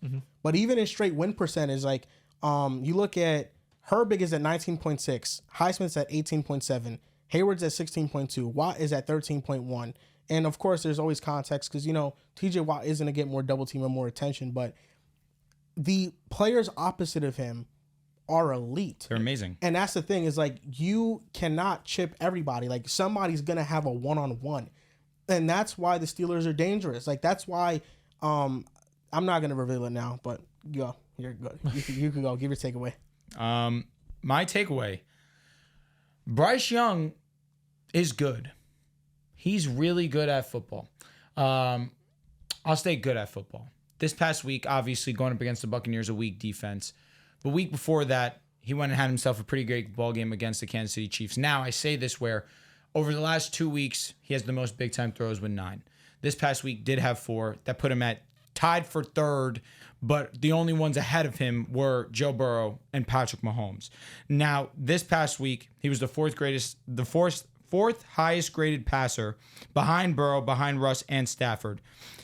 He had the third most pressures taken this past week and only took 1 sack as well. So what was a really good offensive line early on this past week versus the Buccaneers. The Buccaneers did a great job of getting after him. Also taking into account it was an overtime game regardless. But down in this game, last second drive, goes out there, leads them to a touchdown. A beautiful pass to Adam Thielen, stepping up in the pocket, delivering a dart. In overtime, I will give Adam Thielen his credit. Adam Thielen makes a miraculous one-handed catch. You think that the Panthers are going to go on to win this game. Chuba Hubbard, who's been their Superman, fumbles the ball. The Buccaneers go ahead and win this game. But I've watched the last 2 weeks, and I've watched with pressure in Bryce Young's face, him deliver some of the most beautifully dropped in a bucket passes. His anticipation has been great. His escapability, what his number one trait was coming out of college for me was his ability to create, his playmaking. We saw that on display versus the Buccaneers as well. I'm happy that he's been playing these last couple of weeks as well as he has because, of course, he was written off. He was playing like garbage. I can only say so much. You have to be honest. But I am happy that he has elevated his level of play. And you could look to Dave Canales for making the bold decision of deciding to bench him as a positive now in his development because we've seen him play like Bryce Young. We've seen him actually try and push the ball vertically down the field. We've seen his receivers, even if they're selling him, he's still going to go out there and he's still going to trust them on the very next play. We've seen maturity out of him this season very quickly, and I think that's what should be exciting for the Panthers. You have a great close game against the Chiefs. You have a great game against the Buccaneers that it could have gone either which way. And honestly, if you're a Panthers fan, you could say, hey, we could have won that game. We should have won that game if our guy doesn't fumble the ball, our guy who's been most reliable. So I want to give Bryce his flowers because, of course, it's been a rough go for him early in his career, but these last few weeks, he's really figured it out. Shout out to Bryce Young. Imagine Andy Dalton doesn't get in that car crash. Who knows? Shout out to Rod Wave, too. Bryce Young. Facts. He gave him a call and the positive influence. Give me a call right quick. That's facts. No, Bryce Young over the last 2 weeks, 9 big-time throws, 1 turnover-worthy play. I mean, the throws that he's making down the field, they are very difficult throws, and he's making them happen, and he is playing more natural, more loose. Maybe the benching helped him just pick up the playbook easier, just trust what he's seeing on the field easier, but it's paid off dividends, and now the Panthers, this has become an encouraging season. What was, like, if you're a fan of the Panthers, like, there's nothing to be hopeful for. This gives you hope that Bryce Young is playing at a pretty high level. Talk about supporting cast. I mean, Adam Thielen's coming off IR. Coker hasn't even been playing. It's like they really don't have dudes out there. Can I ask you a question? The tweet of mine, the agendas tweet. It hasn't aged terribly. Remind me who's on it. All right, here we go. Bo Nix. W. The Lions. W. Jameson Williams. Minor W. Yeah. Okay, thank you very much. I'll take that. Yeah, that's good. Anthony Richardson, I'm still going to call that an L. It's not okay. I'm going to call it an L. Compared to the rest All right, here's the L. The Giants. Yeah. And I blame Rick for that. I was out. He pulled me back in. Whatever. I'm a man. I made my own decision. The Titans. L. Hear me out, though. I knew they would be bad, but I thought they'd be good mid. Would you argue they're good mid? These last couple of weeks, yeah. Would you argue they're good mid? Well, they just got After the Commanders smoked, game, actually. no. They did. Yeah. The 2 If that 3 game weeks was competitive, prior. I would have gave it to you. Fuck. They've been bad, They've been one of the better defenses. They just sold the bag terribly. Tua. W. He's been amazing. Yeah. Bryce and AR. Bryce W now. AR's not an L. It's aged well. AR's not an L. From where it was to where we're at now. Caleb? Was he on that? Caleb was on that list. And that's starting to age well, too. Yeah, no. After week 4, it was all else. I was terrified. Yeah. But now I had to unpin it just so get rid of the bad juju. It's off. Hey. Keep that shit on pin. Hey. No, I'll bring it back happily. End of the season. Yo, that tweet, not terrible, though. No. What'd I go? 5 for 7? Take that. Take that to the fucking crib, honestly. Fuck the Giants. Fuck them. Because I should have gave up on them like I wanted to. But, hey, like I said, you make your own decisions. And the Titans, it was one of those just like, hey, I think their defense is going to be 30 times better than it was last year. They have been. Sure. They have been. Yeah, they've been a good unit. I want to shed some light on some defensive players. they all play the same position. It's 3 of them. 2 of them are monsters on the same team. Number 1, Leonard Williams.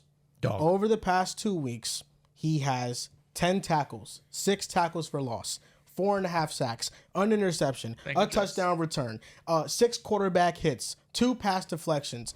Leonard Williams is a big reason why the Seahawks right now are playing elite level defense. He has taken over games from the interior, and he's just making life for opposing offenses hell. It started with the Cardinals game. I mean, he was a monster, and then versus the Jets, I mean, wow. He was amazing against the Jets, too. He wrecked that game. I mean, by himself. The Jets had control of it. It was 21-7. We're in the red zone. We have a chance to go up 28-7, and he just dropped backs into coverage, Mike McDonald special, and he intercepts the ball, and he runs the fastest that I've ever seen him run in his entire life. Leonard Williams is amazing. I also want to say this. Jalen Carter and Milton Williams, they're the best interior defensive line duo in the NFL by far. There's nobody close. Nobody comes close to them. Jalen Carter is an all-pro level player. He's one of the 3 best defensive tackles in my opinion. Chris Jones, you have Dexter Lawrence. Cameron Hayward also deserves some respect in this conversation. Jalen Carter's that good though. And then Milton Williams on a contract year, he's taken his game to a different level. Like, we know how much of a beast that Jalen Carter is. I don't have to go over his stats for you guys to know, but Milton Williams this year on true pass rush sets has a 28% win rate, which is number 1 amongst all interior defensive linemen. Jalen Carter, his teammate, who we know has been dominant, is at 18.2%. That ranks 12th, and we know that Carter gets double teamed more. But Williams is the 3rd highest graded interior defensive lineman in pass rush situations. Carter is the 4th.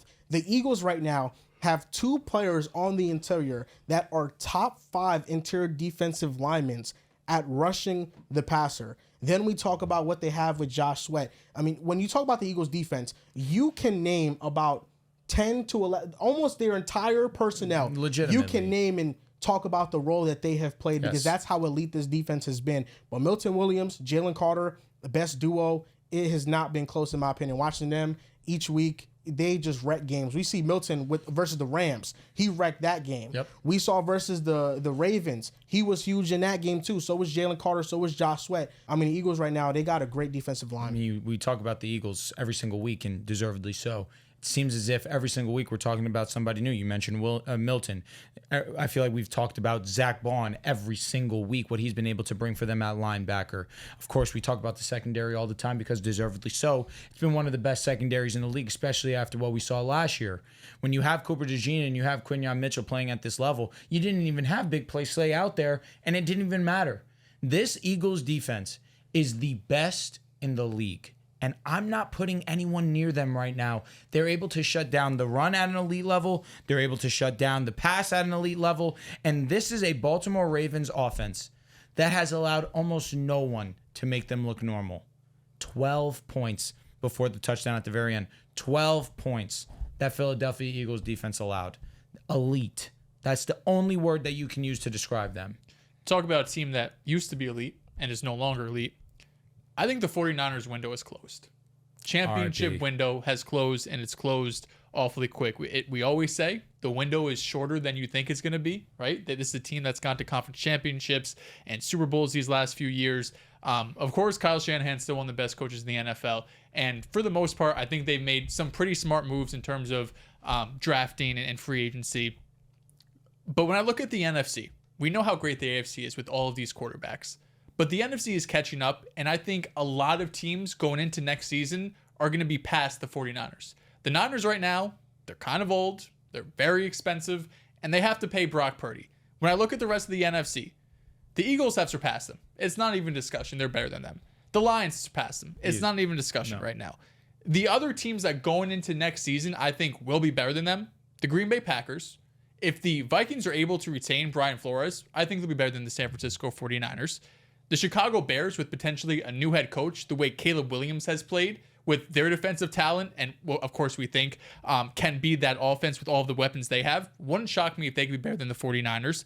Washington, that's a maybe, right? You got year 2 Jaden Daniels. I'm still not 100% sold on Dan Quinn and Cliff Kingsbury, but that's 5 teams right there. And then you look in their own division. Seattle, I've liked Seattle, what they've been doing, especially as of recently, the way their defense has come along. But I love their coaching staff since day one. Bringing in Mike McDonald, bringing in Ryan Grubb from college has been one of the best offenses, especially in terms of unlocking JSN and the way he's able to really dominate in this offense.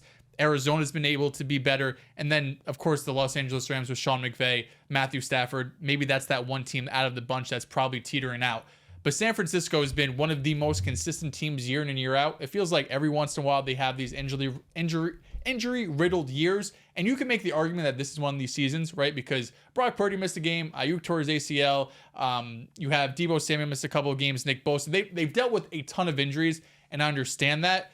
But when you have to pay Brock Purdy the contract that we think he's going to get, that's potentially $50 million a year, you don't have the luxury to pay all of these guys and trade for CMC and pay and restructure Trent Williams and do all the things they've been doing these last couple of seasons. So as much as I trust Kyle Shanahan and the organization as a whole, it feels like the NFC has at minimum caught up to them, and you're probably looking at 4 or 5 teams that have surpassed them.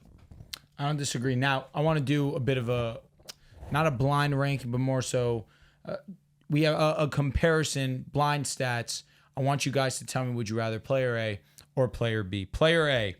Now we're going to go over 5 stats. We're going to do completion percentage, passing yards, rushing yards, touchdowns, and passer rating. Now completion percentage. Player A, 64.6%. Passing, 2691. Rushing, 334. Total touchdowns, 26. A passer rating of 100.3. Now player B, completion percentage, 68.4. Passing yards, 2494. Rushing, 485. Total touchdowns, 26. And a passer rating of 101.8. Would you rather player A or player B? That's close. Player B sounds like they have better numbers, though. Slightly. 68% completion percentage. So the difference where the passing yards, player A has 2691, player B has 2494. Yeah, there's a 4% difference in completion. Completion right? percentage is 64.6 to 68.4. If you want to guess the players, I'm okay with that. But would you rather player A or player B? I say player B, but still I think player B is slightly a little bit better. I mean, player A has one more touchdown, total touchdowns. No, right? they both have 26. They both have 26. And the passer rating is player A 100.3, player B's is 101.8. Is it Hurts and Lamar? One of the players is Hurts. Josh Allen? The other player is Josh Allen. Which one's who? I don't think Hurts is playing 68. He's not throwing the ball a ton. That's why the completion percentage can be high. I think player A is... I would guess A is Hurts. How many rushing yards was that? 400? So player A is at 334. Player B is 485. I think player B is Josh Allen. Yes. Okay. Player A is Josh Allen. Player B is Jalen Hurts. Now, numbers don't tell the whole story. You watch the game, you know the impact that Josh Allen has. Now, one player is getting this overwhelming push for MVP, while the other is not talked about as even being the best offensive player on his team. Saquon Barkley's been a god. It's been insane to watch. He's been special. But the numbers have also backed Jalen Hurts. He's been playing really high-level football. He's been playing safe football, more importantly, because he understands the assignment. I need to give the ball to Saquon Barkley, but I also know when to pick my moments, and I know how to pick apart a defense too. I do have that in my bag. But the disrespect, the disgusting statements that are made on Jalen Hurts. I saw somebody say that they think that Daniel Jones can go to Philadelphia and do what Jalen Hurts was doing. Even I would never, in my brightest days of being a 2022 Daniel Jones stan, I would never put him in the same sentence as Jalen Hurts. That is terrible. But it's something to think about. Where Josh Allen is the MVP. There's nothing to think about. You don't got to tell me, brother. But player B, he's nowhere near the MVP convo. I don't think Jalen Hurts is nowhere near the MVP convo. I think he's playing good football. He's playing safe football. Right now with the Eagles, and I said this earlier in the year, and then you told me that you trust Jalen Hurts over anybody. Over God. When I said nice, when I said that I trust the Eagles defense more than their offense. At the time, it was like week 4, or no, like week 5, week 6, and you guys are like, oh no, the Eagles offense is still so talented. The thing with the Eagles offense is that they start very slow. The rushing attack What Saquon Barkley is amazing, and he has a ton of yards before contact. Before he's contacted, he rips off like 2 to 3 yards, and that's what makes this offensive line so elite. And Jordan Mailata has just been bulldozing defenders recently. But the passing game has been really inconsistent. Like the Eagles this year are 12th in EPA per dropback. They're 16th in success rate. The offense with them is very hit or miss. When Hurts is forced into dropback situations, it is very inconsistent. And the difference between Josh Allen and Jalen Hurts to me, you can argue about the tush push numbers all you want, but the difference is that when the Bills drop back 50 times, I'm very comfortable with what the results are going to be. With the Eagles, I think there is a formula of we just want to play through the run game, and we don't want to be in those situations where our run game is shut down and Hurts has to throw the ball 50 times. I think that's been the difference. I think he's been amazing in his role. He's been really efficient. When have we seen him need to do that, though? When was the last time we needed Jalen Hurts to drop back 50 times? I mean, probably never. But also, year. I was going to say, it's been maybe 2 years. But this year, they have started off games passing the ball, and that's why they get off to their slow starts. They don't establish the run after it's like a quarter where the pass game isn't working. Okay, let's just give it to Saquon Barkley. Like usually that, to me, the weak point of the Eagles offense is their passing attack. And the strong point, the elite point, is the rushing attack.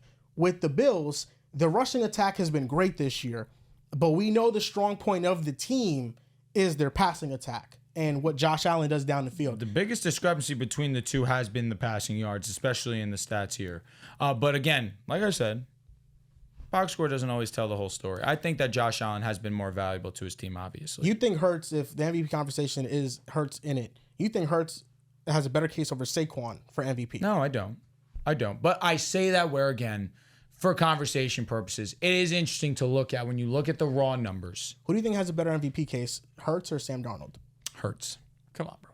You don't think it's a question? No. Come on. A couple weeks ago, you're saying that the Vikings are losing games because of Sam Darnold. But they're not. Last 2 games, they have not. He's led game-winning drives. We know what Sam is. You're going to have some highs. You're going to have some lows. Jalen Hurts, for the most part, is going to be pretty damn consistent. Not going to give you a lot of lows. He's been nothing but consistent since week 5. I mean, Darnold has been nothing but consistent outside of the Jaguars game. He played well versus the Rams. He didn't play well versus the Jets. He played well versus the Lions. No, you're right. There was a 2-game skid versus the Jets, and I believe... Did he play well against the Jaguars in your opinion? The Texans. No, that was his worst game. That's another one. Sam Darnold has had 3 objectively bad games. The Jets, the Texans, the Jaguars. The week after, he bounced back against the Titans. Then he bounced back against the Bears. Then he just played really well against the... who they just played? Arizona Cardinals. In the second half, he played really well, and he led multiple drives with high-level throws. He did. And the strong point of the Vikings offense, their rushing attack, even with Aaron Jones, is inconsistent. It is. Like, they have been relying on Darnold to make a high difficulty degree of throws to put them in field position and to win games. So I think Sam deserves a lot of props. I don't think Sam is just like a game manager quarterback. I think there's some highs and lows with him. But this year, he started in big-time throws, only behind Josh Allen and Joe Burrow. Like, nobody is making as many great throws as Sam Darnold. Only those 2 guys this year. That's how great he's been. I'll also say, to defend Jalen Hurts a little bit, the injuries to the wide receiver and the weapons as a whole, Goddard goes down. When you have AJ go down in the beginning of the season as well, now it's Smitty. Smitty gets injured. Smitty gets injured again with now this hamstring. And now he should be good to go back. He should be coming back this week fully healthy versus Carolina. They should finally have the trio back together. But it has been an inconsistency with the guys getting out there. And even the best of the best, this guy didn't play his best brand of football when T. Higgins was hurt. We know they play their best brand of football when it's T, when it's Jamar, when it's him, of course. But Saquon Barkley definitely, when you don't have the luxury of having the amazing weapons that Jalen Hurts usually has, it's pretty easy just to give the ball to Saquon Barkley and allow him to do the rest. I think Saquon Barkley is the MVP of his team. Yeah, How many games did T... Which games... T has missed 5 games. T missed one of the Baltimore games. Joe Burrow was like... Fair enough. Different. He did have an amazing game that game. But other than that, T. Higgins didn't play against Philly, if I'm not mistaken. That's like the one Joe Burrow game that he wasn't really that... The Giants, he didn't play in. He did. I'm pretty sure T. Higgins played versus the Giants. T. Higgins missed 5 games. I know for a fact he's missed 5. He missed the first 2. You may be right. He missed the first 2, but then he missed 3 in a row. Let's see. because I could be right also. He did play against the Giants, excuse me. He missed Philly, he missed Las Vegas, and he missed Baltimore. What did they do in that Vegas game? I can't remember. I'm pretty sure Joe Burrow probably threw for 2 touchdowns. It is Burrow, so I wouldn't be surprised. The Eagles just haven't needed Jalen Hurts. We were talking about this on the fantasy reaction. They're dead last in pass 5 attempts. touchdowns. I mean, I know that they haven't needed Jalen Hurts, but like, what is needing him? Like, you want the passing offense to get into a rhythm. Like you want that to happen. You want to establish that. I just feel like too often the Eagles really haven't been able to establish that. And I'm not saying that's all on Hurts. I don't really love the passing concepts that Kellen Moore throws out there. But I think the Darnold versus Hurts MVP case is an interesting conversation because the Eagles, of course, we know that they could finish with the number 1 seed in the NFC. The Vikings are 10-2. The numbers are not that far off. Darnold, you can argue the passing attack for the Vikings has been more important than the passing attack Jalen Hurts offers to the Eagles right now because the rushing attack is their bread and butter, and both quarterbacks have elite defenses. And you said the numbers are similar, and Jalen Hurts hasn't had to do too much. Yeah, I mean, it's not Jalen Hurts saying, "Oh man, I don't got to do too much. I'm not going to play my best."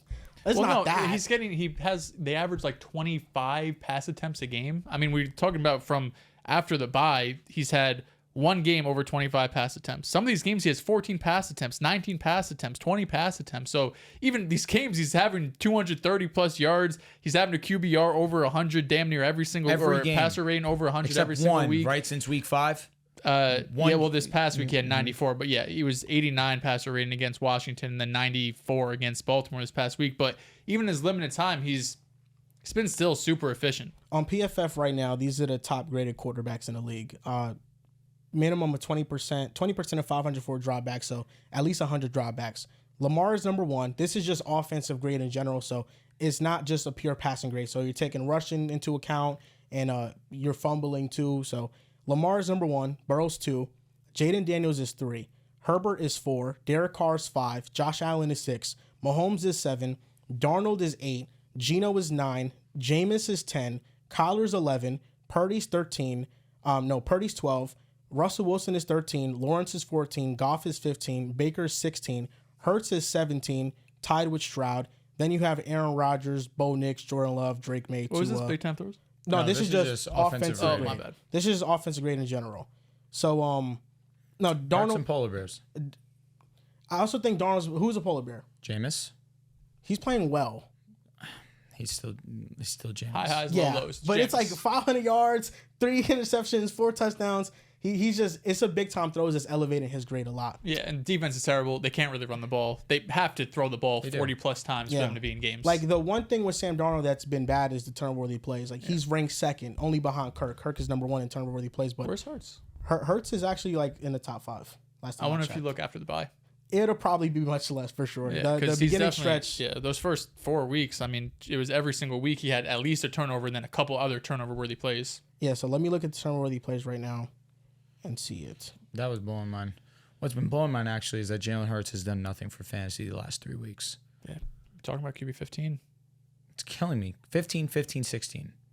Lock in. Let's see. Okay, so Kirk has 21. Darnold has 18. Baker has 18. Dak has 16, so he was turning the ball over a lot. Stafford's at 15. Drake May's at 14, and Hurts is tied with Drake May and C.J. Stroud all with 14. Damn, Drake is that high, huh? Yeah, look at his situation, man. Oh, interesting. Yeah, it's terrible. Interesting. But Hurts' turnover-worthy percentage play is like 3.6, which is kind of like in the middle of the pack. Turnover-worthy plays since week 5, since the bye week, he has 3 turnover-worthy plays. Yeah, no, he's been in total. He's been safe with the ball. No, it's been the beginning of stretch that definitely. I mean, he had like 9 in the first couple of weeks. Yeah, I mean, he's at 1.7 since 1.7% turnover-worthy play percentage is 38th, which meaning the 38th fewest. Pretty good. He's doing well since the bye week. All I'm saying, I think Sam Darnold and Jalen Hurts, the case for both of them is not that far off. Miss me. No, thank you. Hurts has so much more aura. Oh my God, you don't respect Jets legends, man. Nothing wrong with Sam. You're talking about fucking Jalen Hurts here. Yo, Sam Darnold, if he goes back to the Jets next year, he's gonna suck. Mike Vrabel? Maybe he's gonna suck. And I would keep Todd Downing. I'll be with it. Darnold was able to play all right football with Adam Gase. When the Jets bring you to their team, they're plaguing you. It's not your fault. It's a change of culture. There's nothing you can do. All right, bring Jameis. He We might need change some, your vibe. We need some vibes, honestly. Imagine that we go from Aaron Rodgers to Jameis. Good for you guys. Good. Wow. Mike White. Be an upgrade. I'm crying. I saw something on Twitter comparing Josh McCown's numbers to Aaron Rodgers. Wow. Josh McCown had better numbers. I really cackle at the idea that we got LeBron and we're this Zach Wilson. Got LeBron. I'm crying. Oh, I said, yeah, you guys got Aaron Rodgers. You guys should lock in. We said we got LeBron. We got LeBron. Oh man, I wish. Speaking of LeBron, what the fuck happened today? He was last I saw. He was 5 for 6. No, he was fine. The Lakers. All right. Yeah, I was hoping we didn't talk about this. Bro, they got 40 clips. It was a 40 clip. I think so. Oh my god. Man, when are we gonna talk about JJ Redick being a fraud? Like, whatever. Be honest with you. I don't know how to feel about my Lakers. I say that where I do know. We're not good. We're not a good team right now. Terrible team. You. Our offense fell off. We were like a top 4 offense. Now we're like, I think 12th. Our defense is one of the worst in the league. We have no perimeter defenders. Anthony Davis is now being called a bad defender because he can't anchor a defense that has literally 0 defense. We have to play Cam Reddish because we need defense. Cam Reddish, if you don't know, sucks. Vando, no. Allegedly. Setback. Who knows? Now we have to play Max Christie. Can I tell you a secret about Max Christie? Sucks. Not good. You know who else we have to pay? Gabe Vincent. Guess what? Terrible. He's not good. Yeah. Austin Reeves been injured. LeBron James, last 5 games. I don't know if he played better tonight, but before that, good numbers. Played well against the Jazz. Dog shit the other. I think he went 0 for 20. I hope he made it 3 tonight. Did he? I don't know. He had like 26, 9 and something though. LeBron finally made it 3. 1 for 4. He's 1 for his last 24. he's back. He's back. 1 for his last 23, I think. If I can do math. Dark times. I don't know how to feel about this team. It's not good, and I don't know if you comfy? Yeah, dude. You look it. I don't know what moves can be made to help us unless they're drastic. Like, we find a way to finesse a team, Gabe Vincent, Vando, maybe D'Lo in a package, and we get a defender somehow. Yeah, what, brother? I don't know. We may have to package Rui. I don't want that. He's been amazing. One of the few good players on our squad. You said Gabe Here's Vincent, the good players D'Lo, on the Lakers. You ready? Here we go. Anthony Davis. He's good. LeBron James is still good. I don't give a fuck. Rui Hachimura. He's good. Dalton Connect. Phenomenal. When healthy, Austin Reeves. Solid. I would still... D'Lo's okay. He's okay. Pushing it. He's okay. Let's stop the list before D'Lo. That's it. Jackson Hayes, when he was playing, he was good, but he has some issues. He's having some issues. You know what's serious when the fucking NBA Cups around the Lakers are still shit. I know they didn't even lock in for that. We were 2-0, and then wheels fell off. 2-0 is crazy. We guys only play what, 5 games? We were terrible. I don't enjoy watching. Topic, but this has been on my mind for a while. It's really been on my mind all week long, and I've kind of been talking about this for the past 2 weeks, but I've been waiting for the moment to fully plant my flag. But I think I'm getting close to it, and I think I'm actually ready to say it. I always see videos of all these teams that can win the Super Bowl, and it's always, these 6 teams can win it. They name X, Y, Z, whatever, all these things. The team I always hear is the Chiefs. The Chiefs can't win the Super Bowl this year. They can't. And I know that history would tell us otherwise because last year everybody said they wouldn't do it, and then they ended up doing it. Last year, they had an elite level defense, like a historically great secondary, 2 lockdown corners, and L'Jarius Sneed and Trent McDuffie. This year, since Jalen Watson has went out with injury, they're 26 in EPA per play. They have gotten torched by the Raiders, by Aiden O'Connell, by the Panthers and Bryce Young. Bo Nix on the road went and torched them as well. This is not a good defense this year. Outside of Chris Jones, they generate no pass rush. And then offensively, yes, you have Mahomes. But the tackle spots, Jawan Taylor, the left tackle spot, whether it's Wanya Morris or Kingsley, they are bad tackles. Mahomes is uncomfortable in the pocket whenever you watch him play. And he's been playing better as of recently. But I genuinely believe, I understand people are just buying into the Chiefs because of what happened last year. If you had no recollection of what happened last year or in the past couple of years, and you are just evaluating this current Chiefs team. You changed their name and they're the Buffalo Bills and they had this bad of a defense. They had this bad of a tackle play. You're not saying they could win it all. This team is not good enough to win it all. It's not. And I know Mahomes has had bad defenses in the past. They haven't been as bad as this. And the tackle play has never been as bad as this. This is the most vulnerable that the Chiefs have been. And I don't think the Chiefs are making it out the AFC. I think they will get beaten. And this is not a Super Bowl team. Like, I know we just say they're a Super Bowl team because it's the Chiefs, it's Patrick Mahomes, and nobody's been higher on them than me. But I don't think this is the year. Like, I don't think they are good enough. I pray you're right. I hope you're right. Now, I say this where last year I didn't think that team was good. Not many people did think that team was good. They won the whole thing, man. This tackle play is terrible. Mahomes, come playoff time, will be scrambling a lot more. We'll see a lot more second year, third year Patrick Mahomes come playoff time because he knows he'll have to do it. Somehow, some way, Travis Kelce will wake up. It's inevitable. I know it. Isiah Pacheco will come back. It'll relieve a little bit off him. But regardless, I can't and I won't. I would love to, but I can't rule them out. I can't. They're Patrick Mahomes. They're the Kansas City Chiefs. They're Andy Reid. It's Spagnuolo. The defense hasn't played well. It hasn't. It's always that third year that gets you. Teams haven't been able to three-peat. Yeah, Two-peat has been there. It's that hard. third year that gets you. And yes, it's insanely hard. Nobody's saying that the Chiefs are just bad. But do I think that they are a good team? Yes. Do I think that they are an elite level team? I do not. They've still only lost one game. I know. And every game that they've played in has been a one-score win. Somebody tweeted this, and I wish I could remember who so I can give them credit. It's a perfect tweet.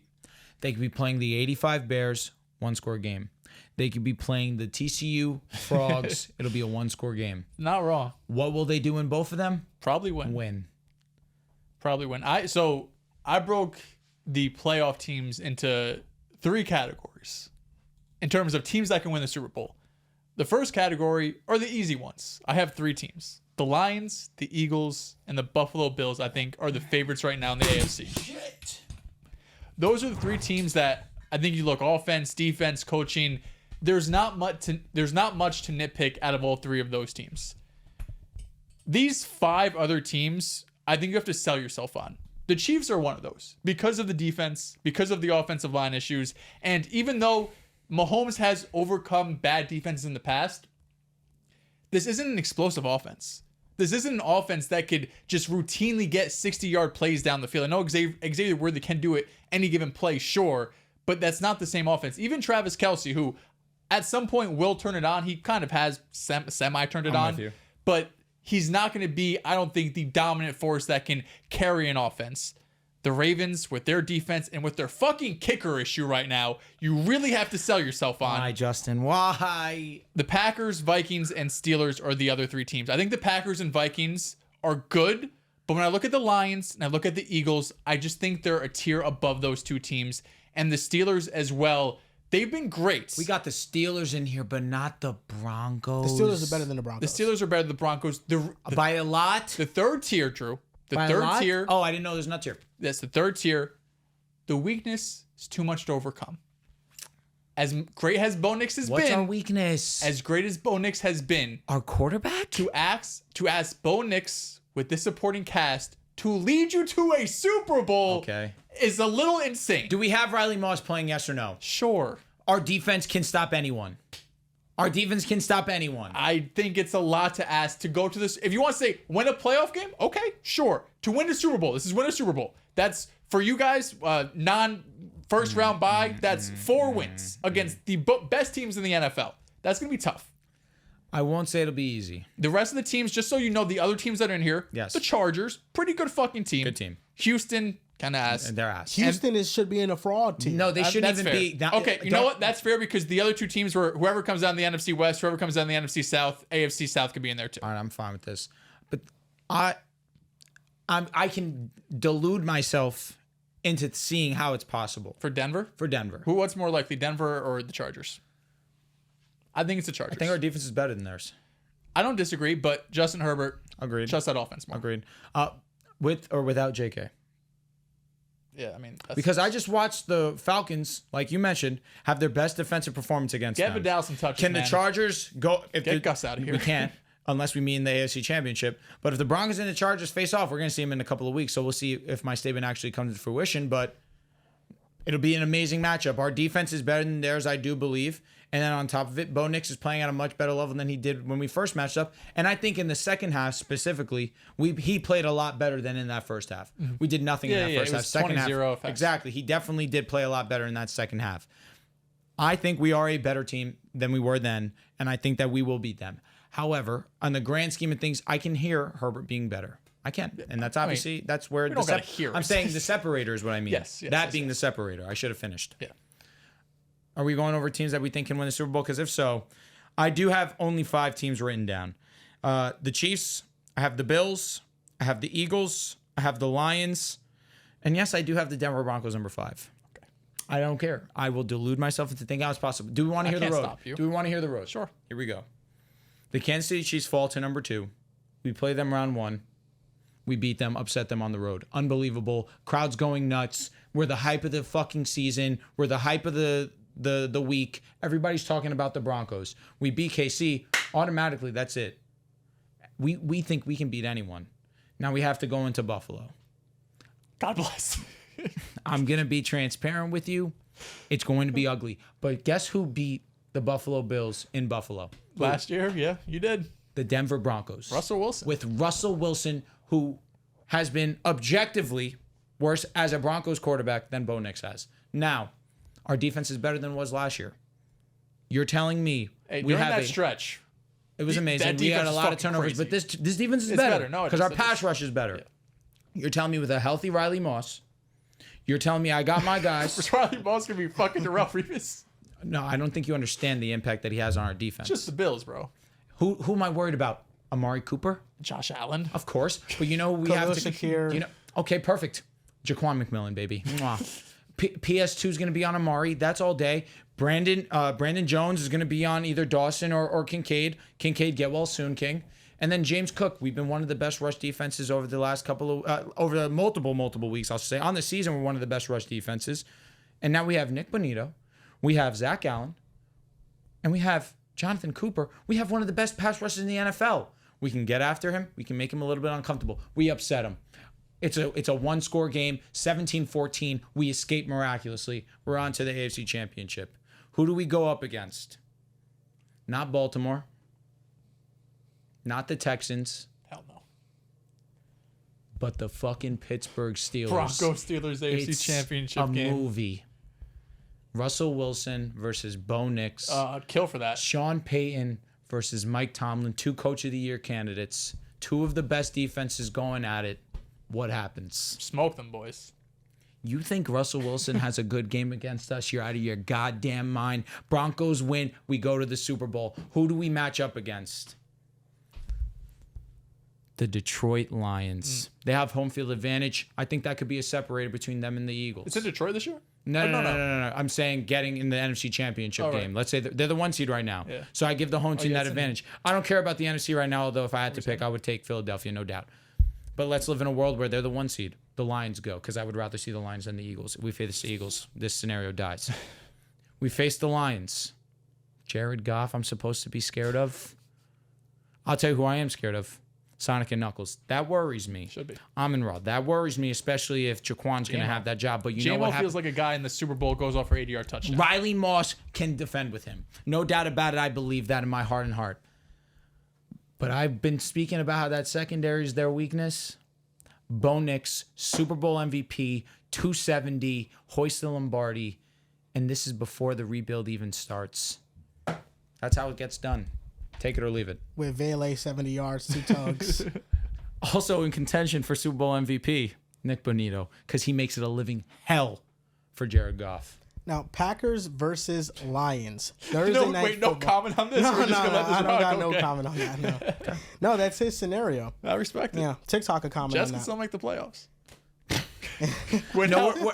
If you're going to compare my Super Bowl run to you guys making the playoffs, I'm sorry, brothers, it's levels. Comparable. It's levels. It's comparable. Packers versus Lions Thursday night football preview. This segment presented by PrizePicks. Go and use code PAS. Play $5, get $50. Let's talk about this game, fellas. Should I give you my play first? Because I think it's a lock. What you got? The Packers defense has definitely benefited, at least statistically, by turnovers. When you look at EPA per play, if I'm not mistaken, they're top 10 in EPA per play. In success rate when it comes to drop back, they are 31st, which means that they're allowed defense to throw all over them, but they're a bend don't break type of defense. Give me Jared Goff to have more than 1.5 touchdowns. I really like that line. It's unfortunate that you got kicked out of fantasy. I would have been really worried about him this week versus me. That being said, I will still take the Lions to win this game. I think Jared Goff is going to be locked in. He's going to have himself a great performance. And I understand Packers lost first go round. It was a messy performance by them. It got sloppy. It got ugly. But this time now in Detroit, I think that we'll see the Lions a lot more comfortable, especially offensively. You know that they're going to rely on Jameer and Monty, but I think that Jared Goff will take it into his hands. He'll have himself a great performance. And no Jair playing this week. That's obviously brutal. He's been out for the last few, but not having him, especially in a matchup versus the Lions. And I know the Lions haven't looked the best these last few weeks, definitely got into a couple of close calls. I think they clean it up. They need that. They'll have a great performance. I'm going to take them to win this game. So I'm going to go with Jordan Love, 251.5 passing yards. I'm going more than that. Jordan Love over the last 3 weeks, he's first in EPA per dropback. He's first in yards per dropback. He's first in touchdown percentage. Jordan Love is playing great, much like last year where in the second half of the year, he just turns it up to a different level. I think it's going to be much of the same. And to talk about this game specifically, there's major injuries on both sides. The Packers are without Edgerrin Cooper. Jair Alexander is not going to play this game. But then on the Lions, you have DJ Reader who's out. Like the Lions defensive line right now, they have been decimated with injuries. They're still going to have Zadarius Smith and Ali McNeil, who's one of the better defensive tackles in the league. But still, like losing DJ Reader, losing Aiden Hutchinson, even their depth pieces at edge, they've lost those. Like Onwuzurike and Josh Pascal. Like this is an injured team right now. And I'm going with the Packers to win this game. I think the Packers, Jordan Love's going to have a good performance. And much like last year, you saw the Packers lost that first one, self-inflicted mistakes. But then that second go around, Matt LaFleur and the offense, they were much more prepared. I think Jordan Love is healthier. And the Green Bay defense, their pass rush has been playing much better. Taylor Decker, starting left tackle, is out in this game. Dan Skipper is going to be playing in his place. I think that that's a potential weak point for the Lions. And this is going to be another game where a young secondary has to step up without Jair. They've done it the last couple of weeks. Keyshawn Nixon, Valentine, and then you have Eric Stokes, who they've been playing well. Evan Williams and McKinney are still there. And when you have safeties that are that good and that can take away those big chunk plays, it just compresses the field. And the Lions over the last couple of weeks, I just haven't felt comfortable with how they've been winning games. You look at the win against the Bears, that was such a close game. There was a point in time where we're thinking, is this rookie quarterback really about to go on the road on Thanksgiving and game the Lions? It was that close. Versus the Colts, I thought it was a closer game than the box score indicated because the Colts were able to get stops on the lines. They just weren't able to sustain any type of drives offensively because of penalties, deep shots down the field that were dropped. The Colts just were a sloppy mess offensively. But I think the Packers, they understand that they've lost to the Vikings, they've lost to the Lions, and they need an in-division win that's not the Bears. And I think the Packers get it done on the road. I mean, we're talking about some ugly wins. Packers' last loss was Detroit. After that, against Chicago, barely won. 2019. It was pretty ugly. You beat Brandon Allen in the 49ers. Dolphins going into a pretty shitty environment. We knew what was going to happen there. I mean, come on. Go fuck yourself, buddy. And then a couple weeks before, I mean, this is when Jordan Love was injured. So maybe the Jaguars, even though I think that was the game he got injured in, it was a bit of a dogfight even when he was healthy. So it's not like the Packers have been going in here and just dominating everybody. I got Detroit in this game. I think if the Packers were going to take a game, it would have been when they were home a few weeks ago. Detroit went in there, won 24-14. Detroit's one of those teams, like there's a couple, the Ravens, who have been doing me dirty these last couple weeks. 17 weeks, I got to take them, especially when they're at home.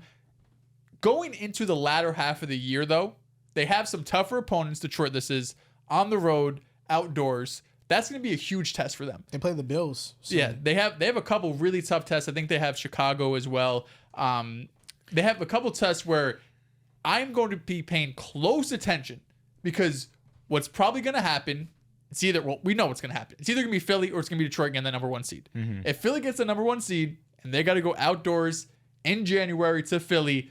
That could change a lot of things for this team. He didn't clear narratives after the Packers game. That was like October. You know what I mean? It doesn't move me as much. But if he could go in December into Buffalo and win those games, and the offense still looks explosive in how it's been looking when it's on the turf and it's indoors and everything like that, I think it'll definitely open eyes for a lot of people. But this game, being at home, the way Detroit's been playing really this entire season, the confidence that they have right now, it's impossible to go against them. I feel like the Vikings right now, like, they're not getting any respect in potentially winning the number 1 seed. But, like, look, they face the Falcons this week.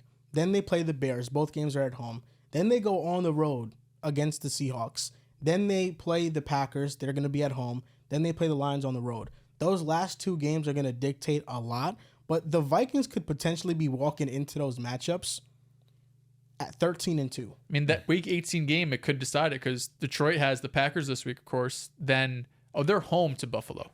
I thought they were away. They're home to Buffalo, but they're at Chicago, at San Francisco, who the San Francisco game does not look as tough as it did, to start the season. Then Week 18 is Minnesota. I think the argument for the Lions winning this game, I mean, outside of that, they're a tremendous football team, obviously, but they really need this win. Like, if they don't win this game, they're not going to be the number 1 seed in the NFC. Because you look at the Eagles and their stretch, it's even easier than what I just said for the Vikings. They play the Panthers, they play the Steelers at home, they're on the road against Commanders, then they play the Cowboys and the Giants. I mean, all of these games, I think the Eagles, outside of the Steelers game, they're going to be heavy favorites, even against the Commanders. I mean, we already saw what they did against them. If the Lions lose this game, they're not getting that first seed. So I could also see a world where they're just extra motivated to win this one. Mm-hmm. They know what's at stake, and they get it done.